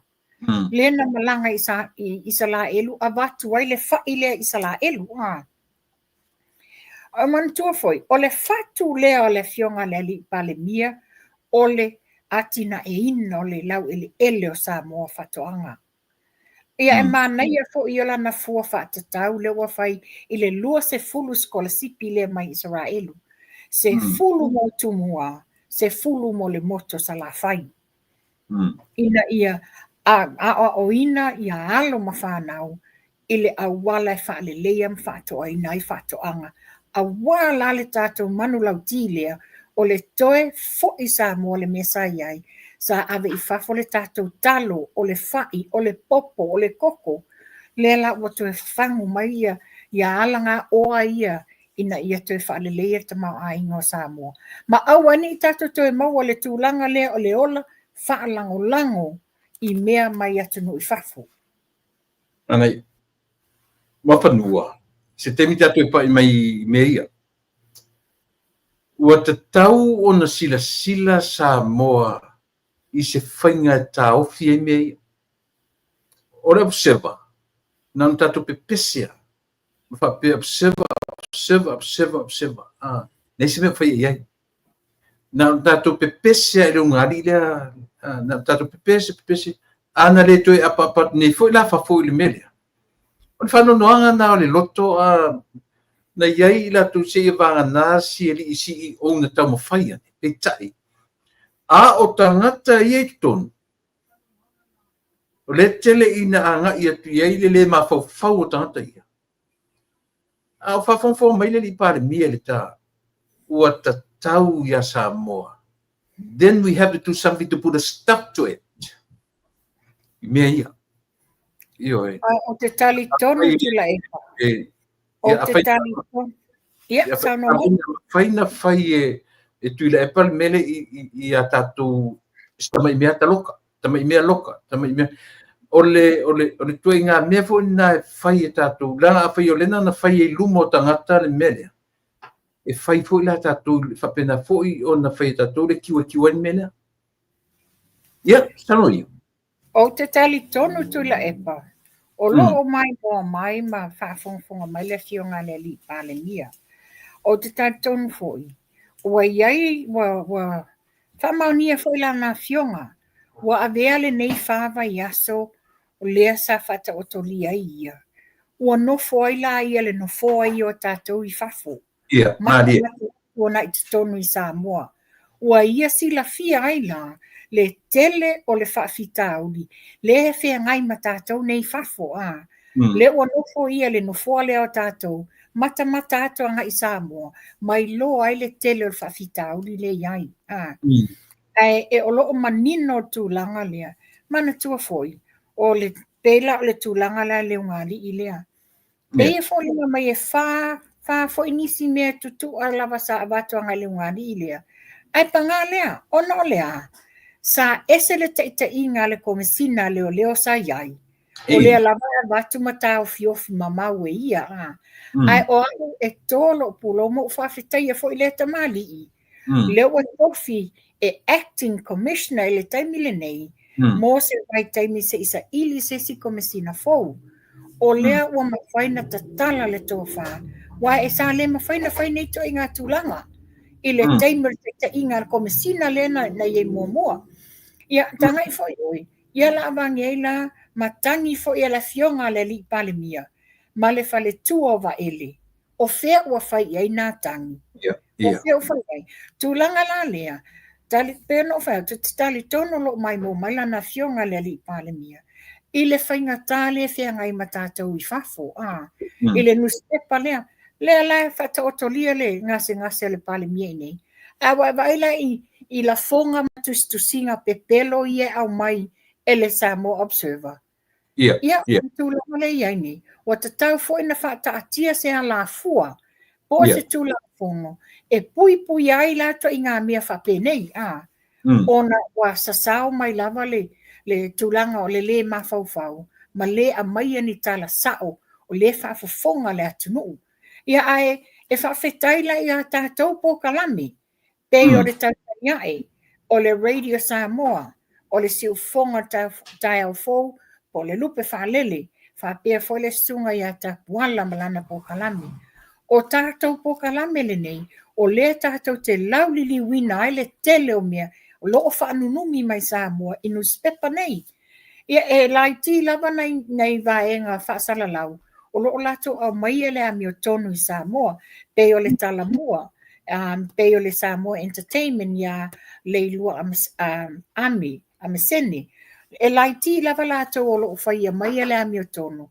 Ai o lato la le nei wa whai masasa. Ai taliponu tātou te talo pēr ma awetu wa lalo i le fionga le li palemia, ma lana kapeneta. Ia pēla o le sa o le ngangana whafonga le fono ana nafi. Le sa whai ele fevesia inga ana nafi. Ona wa tautala sa o lava masau noa le fionga te maitai sui palemia polmin stau tupe. Wha leo lona whano noa ina ua ngai mai le taulanga ia pia le asasa. Ma wha mai loa ilo ala le tele o whawhita auli. I tu unga ta vale ua mix whata se mata maiti la iti tangata mātutua ia ale au ona nā. You know, te le whawhita auli malenga ngana sa whaonga. Ia ale ese ele mena tula i fo ilunga tula epa. Ia le whaftai tōpu lo le fionga le whongwhitalai. Le whaato ato aina le mta upu. Ina tātou mai ale le tūlanga le o fo i o whaasalaunga nei e whai a moni o le ngangana o le sao. Le ngata le ngangana. A le au maia o le ami o tonu o le mea tonu o lo tupu. Ia tangai, wa uma pena e sau noa. O a mi o la vai tam whai whaaleanga mea le lei. Mea le lei o le wata mawhai a tina e le tātou whai ngā malo. Wa uma na sai mai i le nofoa. I le nofoa sa nofoa le fionga le li pale mia i le lato funtanga lea ma wawasa manaia. Wa uma na sai le nofoa. A le wa sai mai fonotanga. Ma whaapea mai ai. Wa uma na mai le fautuanga le fionga le li pale mia. Aua ne i toe a waini fontanga. O ai la le small sconti le na te amai e le whatonunga i le fionga le li palemia. O ai esi, o le whatumtumunga le o le atunu. O le tai le o le atunu. O le tamā le o le atunu. O ai la le lalo ifo.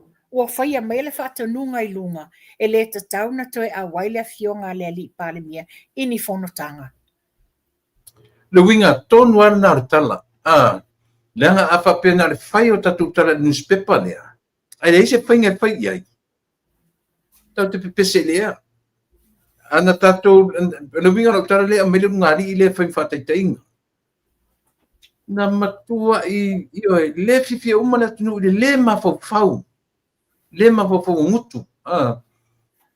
Ana le toi apapa nei la i whawhone i le mea. Ele moria le ngāri lea, ale lero whautaraina tonu. O whea rua tuari tangi lea. Wa leo e lunga lea. Leo e lunga le tawhura antu e tawhia mori sina pia le tunu. Mea nā e langona ro whano noa i Samoa. Ona e lea tau te tau whai atua e pui atu, ma pui atu. E whare sanga lunga te lo whaia. Mea nā frustrated i kero kaini. Ia, e tua watu fotua lalo i lau fionga o le host o Tapu Kalami. Se awale ava ti ngai fole loto. You know, let's be calm and collective. Let's bring it out in the open. Pena e sau noa. Ona sa tau mawhai le CEO le sunga pali i John Taimalangi. Ona o le puipuinga o le integrity o le tulango tulafono le judiciary a Samoa. I tua inga malafonga le mafau sa faifa sanga le fionga le whaamasino sili, ma nisi fo o whaamasino si ni o tatou whainga malo. Wa ole matawhai yoi le ale CEO, ale pule sili. O nā te whaia le tūlanga e pui ai ia e pangalea, wale o whaatasi male malfinangalo le fionga le ali loia sili, whaamasino sili. O lea la wala ina whaase tuangalo le tūlanga lea Mōngi ai la tātou te loto tinga ai. Ona o le tātou te loa, le tiu te whai, o le tama whai, o le tamali. E pui, ai maise o e whaulu iai le tāwhatolu lea tātou i Samoa. Lea la na tula i mai lo le whawhitauli. Wa whai atu ai lo i nei, le tangi a le tautaiae, di asiata. Leo po o pe ona whai ngoina i nistangata. Ona e te le honga tau whawalea malafonga le sao na whaifa sanga ia asiata. Lea la sa ta pena i loa asiata. Ta pena uma clippings ma la live sa whai mai la tau uma nei. Tu whatasia whai atu e lole tangi e le fionga e ale tai o le tautaiai. Le tūlanga na iai o le tangi na whai atu i nei e le sunga ia asiata ina ia tauma whai ei ina ia whaa wa tatau na mōli e whamasinonga ua umi tele na whata amilo mea le unga li ilea ai peise i o le taimi le leile ua oa i Samoa ia manatua o le ua atu nei Samoa peisa pui la tau e le komisina le ua mai Ellen Konkarate Tātou tanga i ere tau sanga le na tea. O atu i Samoa, sa whaafeao solo e tula epa ma leale le pule. So ua whaapea i whaale ungani i lea, o la ua e untouchable. This is what had happened. Ua whaapea i whaale ungani, o la ua untouchable. Because o le na o atu, toi fo i Australia, le ai masesi na whaia se tangi. Ona al pangalea, taimi umai tau ma whaia tuai. E watu lava e poloka mai lava i lumon whaito al mtanga venga leo. Then o whaile le taimi o whainga pālota. Le whaina toi o atu. Le lava toi atu nei. Wasu malie ai watu whaito e whai meni na fonga. Wa whailanga e whasalaunga le la live le na whai. Le na whapea mai. Aua, ma leo Aua lava ne i fiki mai e sesilo na pute se tulou. O tangata le nei. E nā apa umea langi le nei. Kiu susu loa. Ona ea, mai langa o ia toa. Tula e pau te whai atu la utala. Whaafonga le tuani o wangasalai. Na o tu i tino lo fia sa mo wata fia maua lava. Wata fia maua la. Le na whai atu e whai la o comments iai. Ioi, aua lava ne i fiki. Mai leise si fikia oi. Langa e leanga lo ulu. E te punga mai e leanga ulu. Le lana o whai atoai lau talan whai atiai. E leo le tūlanga le nā au te whaftai. E ese lava le awala le atua. E tuu mawala loina i tangata wha sausili man wha mawalunga. na tonua ma fanua le mele te fai atu ai. Ana le toi apa nei fo ila le diaspora. Yeah. Me ko le winga ko ngano kala. Ata o fo ila langa o te feel sorry le uso ya pari. Wa feel sorry le uso. Ya, o lana tau ma fai peitai. Se vai la me wo o i tangata. Ta tono tu le epa. E ai se taimi. O na tātou lole se au te lenga. O se mafua anga wa laina fa se tua ngalu le fionga al fa masino sili. E ave ese a ta tonu, I don't want to jump into conclusion now.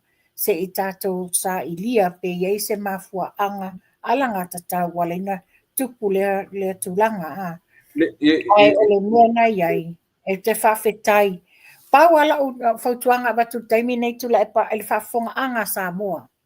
O ai lama nisi o tou, sa whaapea o na tau whai I ai le unga li I lea. Ni upu le anga sa whaale anga I ngai, tau ta mali anga, o le tau taimi le nei. Ona o le wata atia lo le tania asiata I Samoa. A watu a mai uma o ato ni clipping o ni video o ni live ni whaasala launga sa lato whaia. O le taimi nei tu whatasia loa. Sa ili mai a asiata le emaili le awale so tai ai Samoa. Lafo o mai Samoa. Add on to it. Whao popo iai. Wa le me Elena o asiata lea iai le afianga I mea nei. To a tele tangali yanga o nai whai pule. Sa whai le sauninga le ngali ilea. A nei lava au tatele I a matata pokalami. Ai te lafo mai lava tangata I te au le clipping. Pei o le vai aso le na te anei. Vaso le te nei. O se lafo whatata noanga to tolu matuila epa. Ai a mai e lo whapea. Ta usa o mai ai tula epa I lungo o le whasalaunga. O le masalomia wo tua I se a uma tua I me iava ele ma le fionga le li palmia a le wa mai sa o lava ta mai o le fionga ia to e lupe ma le fionga ia to susulu Cedric Schuster I ngoa ia le a mai lunga le live le na a mai lunga fa pe o ta fe ua le longa sesi tu wa I solo iai e le to e ina le nei wa tatau fo ila ona fai fo se fuanga fa sanga ia tu le epa yanga defamation ye fai levantau o tele loa po awea I e whailau tusi o tatu baenga awea I e nisi pio le mena le winga tonu ana o le tala le tam whai atu o le tatu tam whai malo se pui le whai ngā malo ai le tu sa o lotoina tangata ni fai me o lono winga e ngaru fa tasi ta toma Samoa ina ia pena fai mele ai le papela na tam fai atu ta tone I fafone ai no fono fono Samoa ia e vai la le mele fai ni Samoa na toi te tala I tua vai saura ai vai na o shut down si ngari le o va ma me sila I mei na shut down o le mea tonu ale na a whai wa iai loa iai I tu unga la mea whapea. E le ma whaina teo mai lunga e le social media. Le mai teo mai lunga teo whai mai ni ai mo te tau a whapea mo wha maonia le o teo mai lunga ma whai nisi ni. Mo te tau loa a whafonga mai fo I le sunga ia asiata.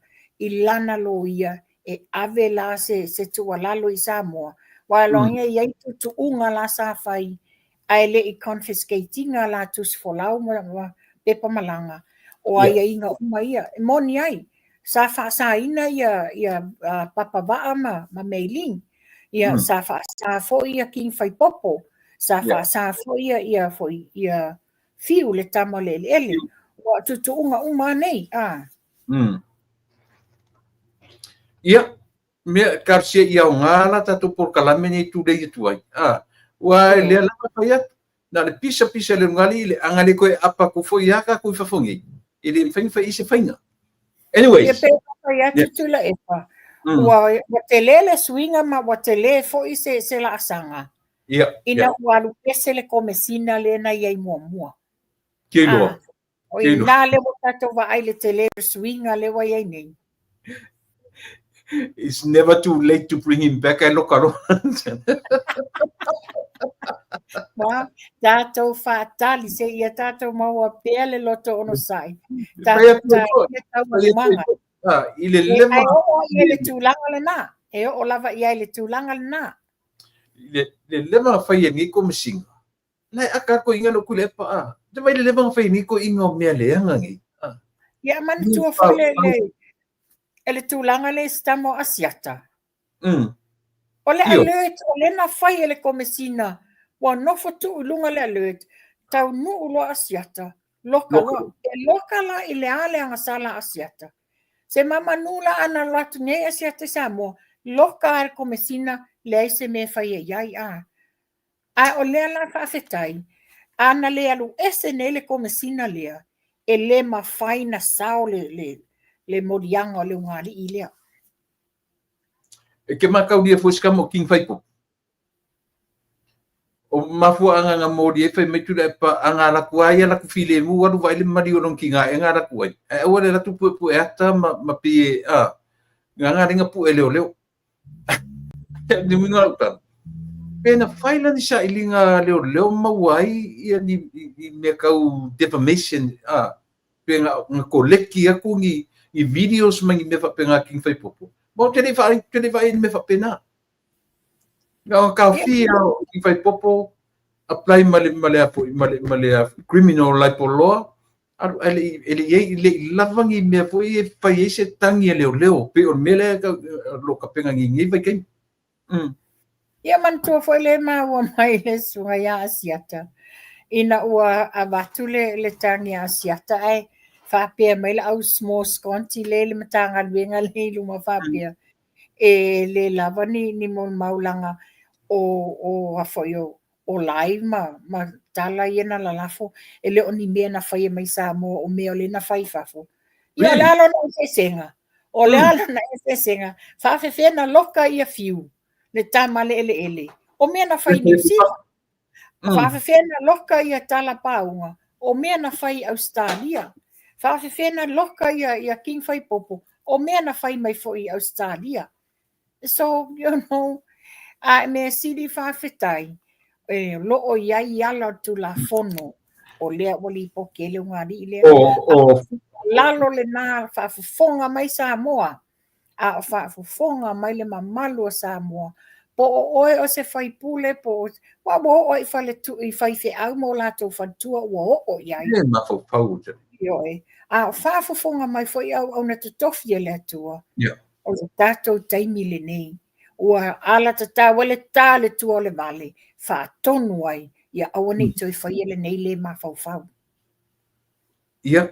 O na toi whai mele lai mana po. Toi whai mele lai mana po na sau fo ia pia le se mentupu. E le i lake le i whaalia mai a meo la unta fia. Na whai mai a lea ma lea ai musu ta mai ia pita i lea ua mai news mai Samoa. Ia na ta fia na loka doi te talai ia lea fo la ua. Ai sa ta tau na ta tala mani me fo pay your conditions. O te tali tono na iai pay your conditions wa le whatoa whaile la mention na sus futasi o November. O le paule mea na umata atu iai. E leo se live. A le post o le status nga mai e le pulo wa iku leo pulotu. E pepelo umatua inga i e whaianga i le ungari i le ele i talota inga. O lesi tangata le nā. O lesi tangata nā o tauna toso i tono whakuiti. Ka ngaka sun me kongangi ka ufa ka ulai ku ele ni pulo ka masise o te whaingoa inga le pulo wa iku o le pulo le ka iku e sa o ele o ka more ota ka maro e fai mai kuko lang suenga fai mai langa rating pass i nungo le kuko anyway. O se mata upu tā ua leo te vea watu. Ia, sauno ia. Ei whai mai ei sau manatu a. Mm. O le whatu a manino nei. Mana tua le se 10 miliona le ntatala noa i nai. Ia. I lea ina ua whaia le whamasinonga i le vāo le fionga ia anapu tei. Fui maono a le Minstar le MNRE. Ma le ali i leo le anapo sini. Ai o moli maula le na atu tutu mo cases nei. Ai whaai lo ai. O lea na fofola atu e lea ana. A watu le 5 afe le tu malo. Ma whapea mai. E le pa wa ile na alo o lo le tapena mai le mai o le te 10 miliona. Sa siri e tangata pe moni nei tupi. Ale ale tala na whai. E moni wa umana wha mao nia mai lo watali le te tonu o le ministry o le finance a tupi ai mana tuala o le fatoa o te ina ua wha manino nei ina ua mai te tonu le tātou whainga malo o lo ta tia le li poti a le malo tausi e le se 10 miliona lea o le vai na lale nei o se 10 miliona a le malo tausi e 2 miliona a whaafafonga mai le tu malo sa fata. E 2 miliona e ave mole i tu malo. Ai tā ofi e le fionga a lesa ave mapale mia tausi. Malana kapeneta. Le 2 miliona o le afa safua i ana matanga luenga uma o lo. Ola ale mela atu wail matanga luenga. Nangoto se vai tu tono matanga luenga nei. Alo no nofo tangata le tu malo o la tau le anga waa i ai le tupele nei.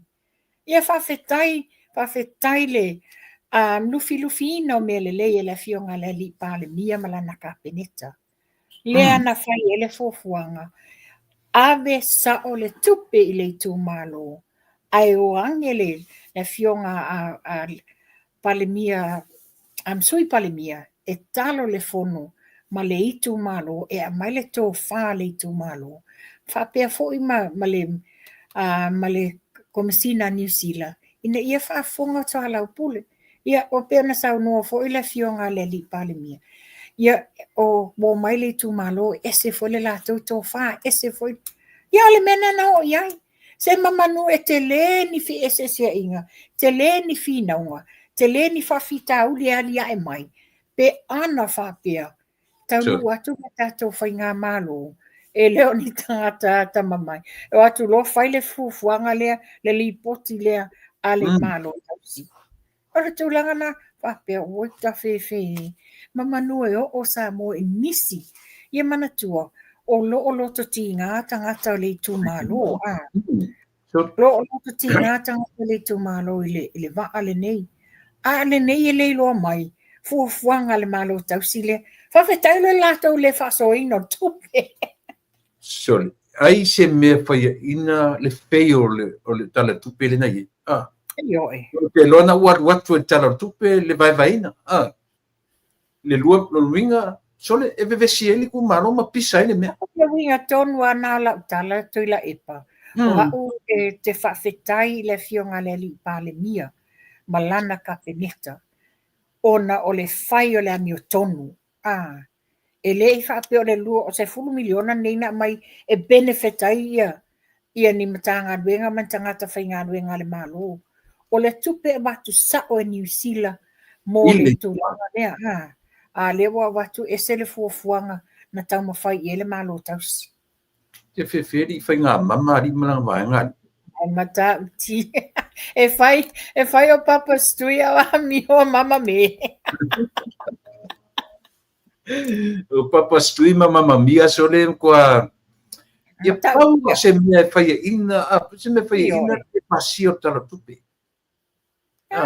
Ua leu ke ala ku kala. Se ave foi ka i 50-50. Se vai foi kana fa pio finga na lela tau whaililo matu e whai ele mea. Se ave le 5 miliona atu i sit se. Ole al melano fesile ya tu le po fa pesole. Ata fe pe anga le tutu a ai le fionga le li pale mia malana ka peneta mamanu whapene ni tua inga leanga. Tua inga leanga o le a whau matu i lunga o le whainga malo. Ia. O le isi mea matango fie ma whanua na maua mai ai. Lea na o tau tino e le whiunga ni pāremia. O le sifuru a whelea. It's only a beginning. O negotiations. O le amatanga o talanoanga i e whainei. So o se tala whatupu langona, whatupu fie le tu malo. E so ia le toe lafo mai ma tau le pua malafo. I whapele. O le mea tonu ale na. O le wata tala noai. Ia tonu pe se teimi pe mai mua mai le whaipulo sa whatalua. Ia malama ia. Wa o ia le stangata le sa sai. Le sa sai le lava malea. Ia ngā sila fia. Tau te whawhetai le whainga malo le tu lai mai nei. E le moni o le alofa masa i ringa le amia tonu. Whamatu sa o atu tupe le tu malo. E le o le tu langa le na iei le li poti al malo tausi. Iro e tasina whaipule aru sa wea ngai ai. Ia whaipule na o sa whata. Ia o whengia nga me whai mai ele ngau le polisia, ele ngau le kampangi vale. O le makua aru pōngi sa o le kua ngā whaipule so. Pe me o ia sai ki tonu. Pau ar ko whinga ngā kofi e kokongu. E papastui. Ngaru advisor. Ngat pawanga al me kau ki sila i kupe me whafo ingon. I sa pau ngwhai. Ia tai 4 milionga le na atu nei le whainga malo. Whawhetai a whawoo. Tielu. Yes. Whawhetai a whawoo. I le te leo lo nā tamai. Ia o tangata mo lewa na iei te tonu o le airline. Ia o mai, lelo te titi umala i tā lafo le waalele no atu whainga malo o iai. Asu. Malo ioe. Ia, tūlanga na iai. Ai a mai nye e pepese mai mo pe o la tau na matua i pure innocence, not even a drop.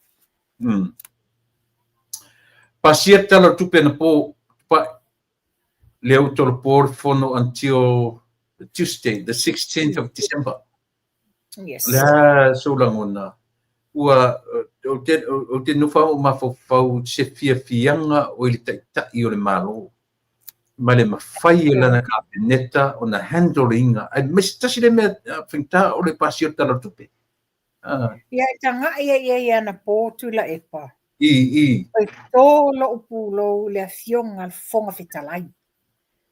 Tō lo upulo le fionga al fonga fetalai. E le wha to aina o le sai atu le vaenga le tuangai a. Ai whainga tā tele o le tau mawhai atu o tali wha manino a tūlai mai lunga tu le epa. I o le mefi whasa o nele, ia sa o le fonga fetalai. La tua lalo mai lava, o le nei lava e watu le tua lalo wha tangata matua. A o le lai loa tua ilo solifono, ia. Nā, whātua, e ma eu ia le aso na nafi. Yesterday was the hardest time I nei vaenga le kapeneta. E mai se lava le minsta o tupe, le fionga le sui pale mia ia to e lupe, ma le komiti o tupe le teitai fono. Ia le minsta lango ia tilafono, David Hunter. Ia, whaftai fo ila ia 5 gram sa whapea o na fsofoni mai. Wa pele na whapea atu sa noanga le fionga le tamaita minsta. I le komiti se sosoni mai wa mena mai tawinana po. E oso mai ia fono toi ese le page o mele mana oai. Oso mai tula epa ese mamau page. Ua fesu ia I solo ia paule mea sa noanga le fionga tamaita minsta. Se I whailo mai po le item number fia no this. Ai leno whatu lele mato ainga. Fatu, lele, tu sa e lava le ala I lunga teimi uma, Ale nofo lava le na tai I ona au tafa. O ia le tangata le te tono le komiti, You know, e leo mai pe ona tau no le fionga al palemia. O mai tato ngā lulu e whatasi. Tato, e whawhetai ia 5 gram, o le sa soso ani mai, I le lato komiti o tupe, le late le natali mai e le fionga e le minsta lango ia tilafono. Ai ma eu lewa na tau ti ngāna I vaenga i la fonga sa fai fo e tula e pa a. Yeah. Le manuiana la fonga. Wa te whawhetai i le fionga le sui pale mia. Tu sa o mai lava iei. Wa le lava wa fo e la tau talinga te leo tua inga ma la fonga sa fai. Ia, orna, matauria fo le camera le la tu sa o e tua tula e pa a. Pau ale o sui el komiti o tupe te ba aili. Anu fa penei, lato le fisili anu fa penei ia lima. Yo ai. Te leo fai no ina po fele tu le tu na tu ilo na tu langa o ia o komiti o tupe. Komiti o tupe, yo ai. Yo ai. Da nga kau slow la kiki arte te fono le amtanga. Le loia o le ala en tau. Yes. Ai mai tawina. Mai tawina le fionga fong fetalai. Yeah. E stau loni fisili lu I mai le tu lea. E kula sa o mai fong fetalai I te teifono. Ele ngata foi la dina. A o le official fono. Ia siali suetai a. No wa tu fe musua I kilo o le kai fongo. Ai la o matau mai te teifono. A mate rona nga lue tali mai fisili. Ana na kau slaka le li amtanga.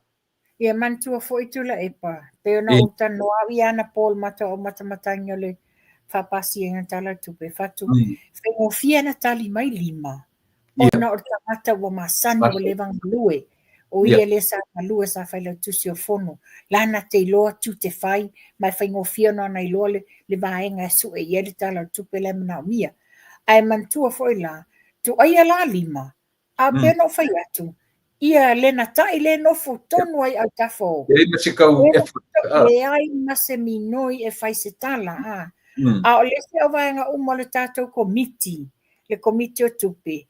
E fou uma lava lātou tonu komiti o tupe. Ia na o lena tai. Ma whale o ma vaenga. O lātou ne ia mantua whale o ma vaenga. Sa tai fono komiti o tupe le paia inga wa uma nei. E le ai ma se tu o se lima e fesosoani. Le ai ma se fesosoani. E peo le mela sa mai tawina na po. But partai ale li o telefono. Ma nei alo na tu rai mai no tau fai wi u ia talo tupe. Le misi se sili tu. A le mea no vai na tilo no tilo. E mesa to le fontoe tu le epa limoni. Yeah. Ki ngā lava ngai lua ringi te sili, ai kam whai a confused ia sivanga sia. Nō vai lava ai mai e fau o mare sau wha ingare sau wha ia. Ki o fode le mama ai sone. Anyway, no pasi. Ele tu mama ina fo ele fionga sui pale mia, male min stau tupe. Fa fetai ai lato le fato atoa male ono sai. Ma mai manino le tala tupe. E te lon me na oso e te lelo ua lofa na po. I le pei o ka meki ia nai sui pare mia to rua. Maru rua whaatasi mai le lipoti. Vai atu musmusu atu. Woso a ialo ta lofa fuli li iai le hapeso. To be quite honest to Lepa, I was emotional in tears in ua la lava te whai mo tilo le fong fetalai su e mai lea page su e mai o vatu mata o mata wa ai ele mafia fio o le tala tupelai na le flick page lea ta tope le fong fetalai ia tu lunga ia le sa fa pito whailanga ia whawilavia o fea o iai whainga whaamai o lo o manino lava lo o iai whainga whaamai e whai e fong fetalai ai ona o lea o le tau mawhai lava e delay matoso.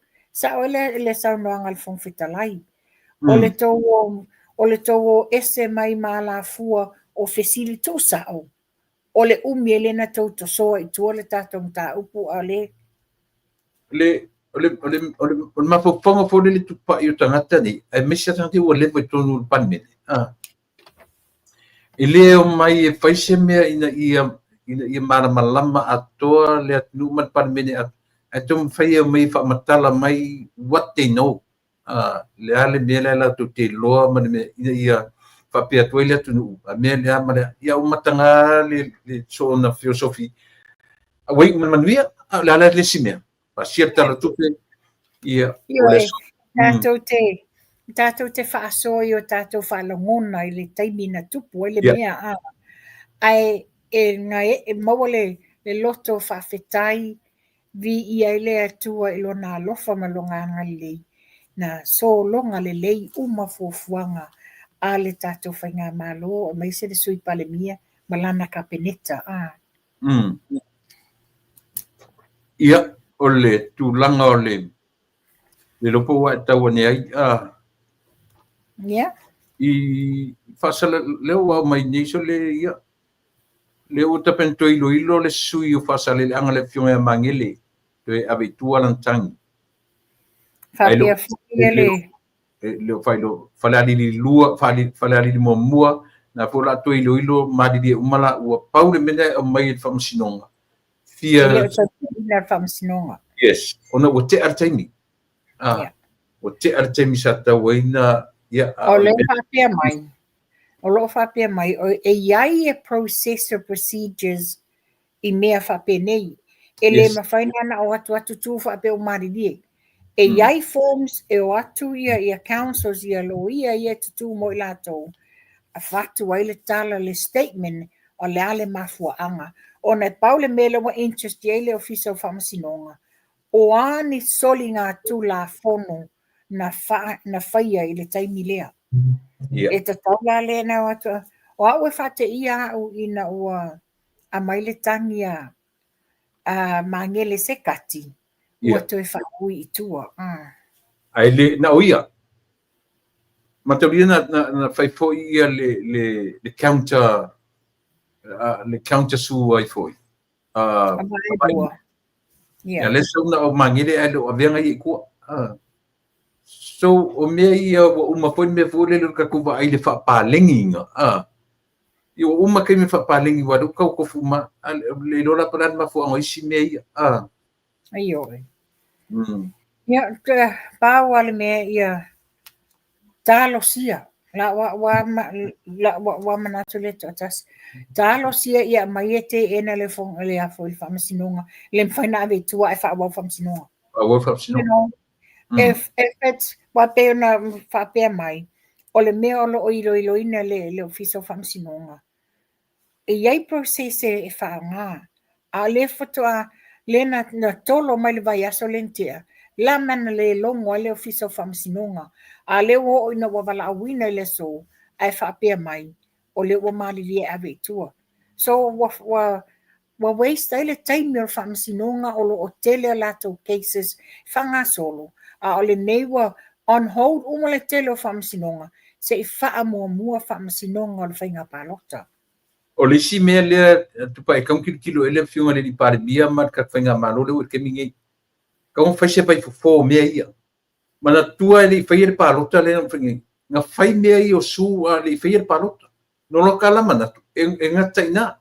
La le to iei la mea ia afterwards. Ale whaila o whainga pālota. Mana tua o su ia sa whaile whainga pālota. O su moanga waa.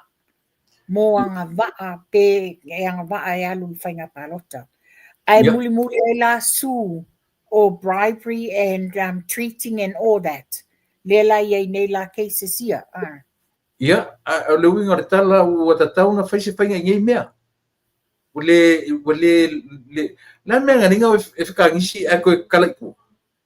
A whape o whai e whapalengi ei leo kaunku rea ku whapalengi. It's very unprofessional. Not only just unprofessional, but it's very unfair and costly. Yes. Very unfair and costly. E unfair la I le na tele I whaia le tūlanga. O le a tele le tupe alu. Tele fo I le waste tupe ma le taimi o le vaenga o le whamasinonga. Wa paua tangata benefit ai mea nei e na o loia. Yes. Na o loia. Ia malisi mea. Ia le anka ko kilkilo o kaulangi e koe inga lea lako kangi e lua se fulu. More than 20s. Male lato special o le ngoa o le suafa le lauria le malitoa le matua le ule lo apo le pe koe oso e sisi vai mea po lat mea o iai Ia. Aki tiro fala e tula e pai le mele le swafo la au le mali toa. I, O a i. una fai lava la utala ina wa fai loa mai le case le na. Na fai ala utala. Is that a threat o le tau whaaleanga o le tau whaafefe? Because o le ala na mea mawhai wa umana wha maonia mai le ofisa o whamasinonga. E le pule la ia.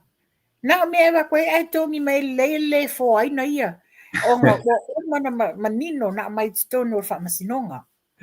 Ai, au e ka fefe. Ia, o le silia ua mai whai unga ialo au. Io e. Ia. O au ia.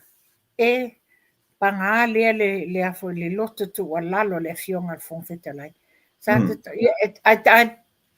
I think it's because o nei le aso o ana nafi le aso mulmulia well there's no need for a post there's a penalty of how many days wana o le aso mulmuli so therefore it warrants a lot 24 hours Ia, ele iai le i tu la ole o le pasi o tala tupe a. O le saule?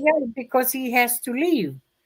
Or to tell on a fasalanga has been 24 hours. Ia, fatu wena li tu maro a. A pesoni. No fili e ku ngei o e ke ala wikelu e la koe umela wako. Sorry a. Ale mea tonu ana lena sau noa fo iai le fionga le sui pale mia. I le ngangana, le fatoa umatu, le tulanga la le yalo au, le wala inga na sent off yalo au. Ia e tula i fo i tula e palato. You know, la ia le faitau ngā tula e pa. O ia la e pale mia. E te leo to e pale mia. Te leo to e pale mia. Tu uia sa ore sa noanga le sui pale mia ia te lupe. Tu umai le avanoa. Tu umai le avanoa ia la tau. Ai le mawhai a. Langa fo e ele winga wha sau sili. Mal wha mawalunga o toi ina. Lea sa sau noa ele aki epikopo. Ele ai ma te sianga maa. Io fela, wa tau fai nei. Wa vai min stafo uma le lau banganada si vaenga le na muli sa yei le luas le inga tanuai. Ai o min stalo te lele anga vaa ia la tau te whatau taia. O le fionga ia le li pale mia. He has all the trust i lana kapeneta ai maise ana sui pale mia filia. O te tonu wina la vasa moa o latu wa ai mo latu loa. Ta ua ia tia ule mele au mai ele fionga le liparmia. O le tula i mai o ia fai mata ai listanga tauro sui parmia. E ele taimi parmia. E lunga la i le tawhinga lea. I le wha mausali. Mana tuana au mai le amatanga o le lua orua tasi. Ai uma lea no fo inga pi fa le fia mele o lea. O le lua no fo inga masui parmia. Ele to ko e ngongo ngi lunga mele. Ina ua tu la i le fionga i le li parmia mai e toi au mai aloa. E lua no fo inga ua uma o na tala noa. Lua lo no fo inga mai a oi a saure sanga te parmia. Ese na mata. Ese oi nai manino ai manino ai tangata o lo alofa moni a Samoa sa ilinga le ami o tonu ina ia whaasafua. E au sila foi lau to fa mo fanua. I me ko kia la vanga tau whalenga. Ua nofo ma whaile tala i tau whaaleanga ua whaonga uma sui pale mia lua. I le musu te ua musu te ua i tale sia waka wai. Ioi, pe o le whainga la vai o lato metotia i e tau whainei. I le whau lena e tatano e whai meu whai atu tala e sire lope a pale mia ia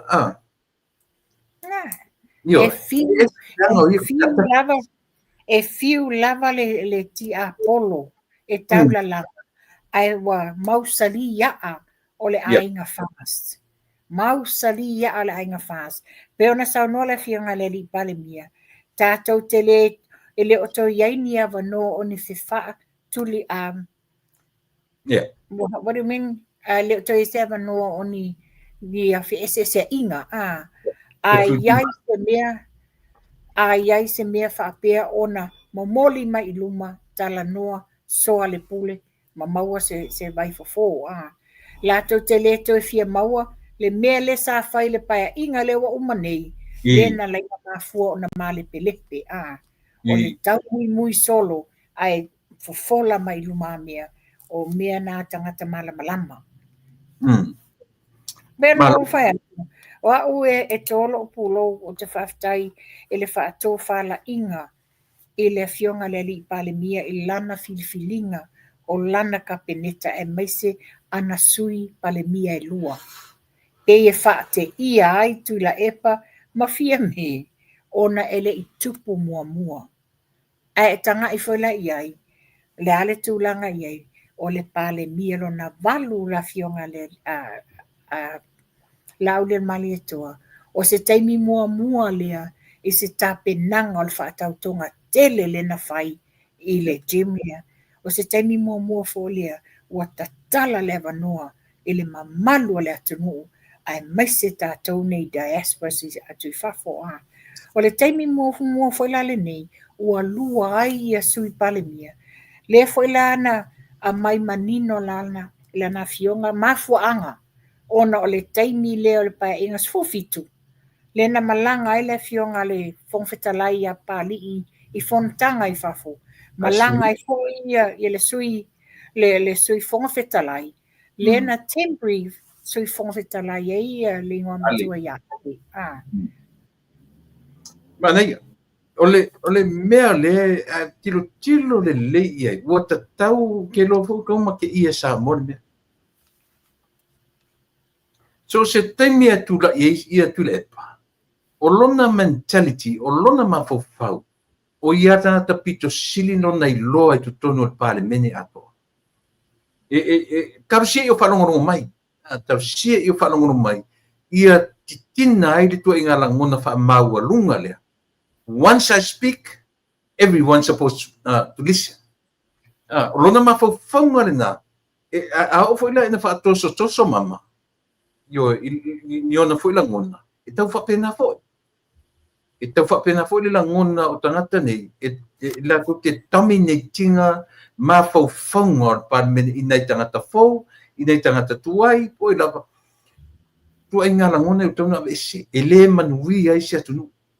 E o mai wha tangata. Ai le mai share mea mole manui o Samoa ato. Tauno. Te lai papea no whai atu mua. O I leo te whai atu e tō e lo pulo le fionga al fongfetalai. Moni le tu mama ina le fionga al fongfetalai. E tu ua lalo le fongfetalai ma tu usa o mai le tala iai. Wa avea lo au ngani mai wa e soli fono ai. O le nei e avatu whaatangata matu ua lalo atu le nofoa. Ai le ai ia whaamuta mai lo ngā uma. Sauno mai, you know, le ai, there's no can. O lo avatu sao ki liva sao atu le feau. Ma le tūlanga la lea. O le fo no titilo ei tu la epa. Le wa fai mea fefe ai fo ila tau le fongfetalai. Wa sa fai stoe ino populali li o. Wa fo ngā fai ei la tau mea ia pali. A le taimi ne ia au apa au.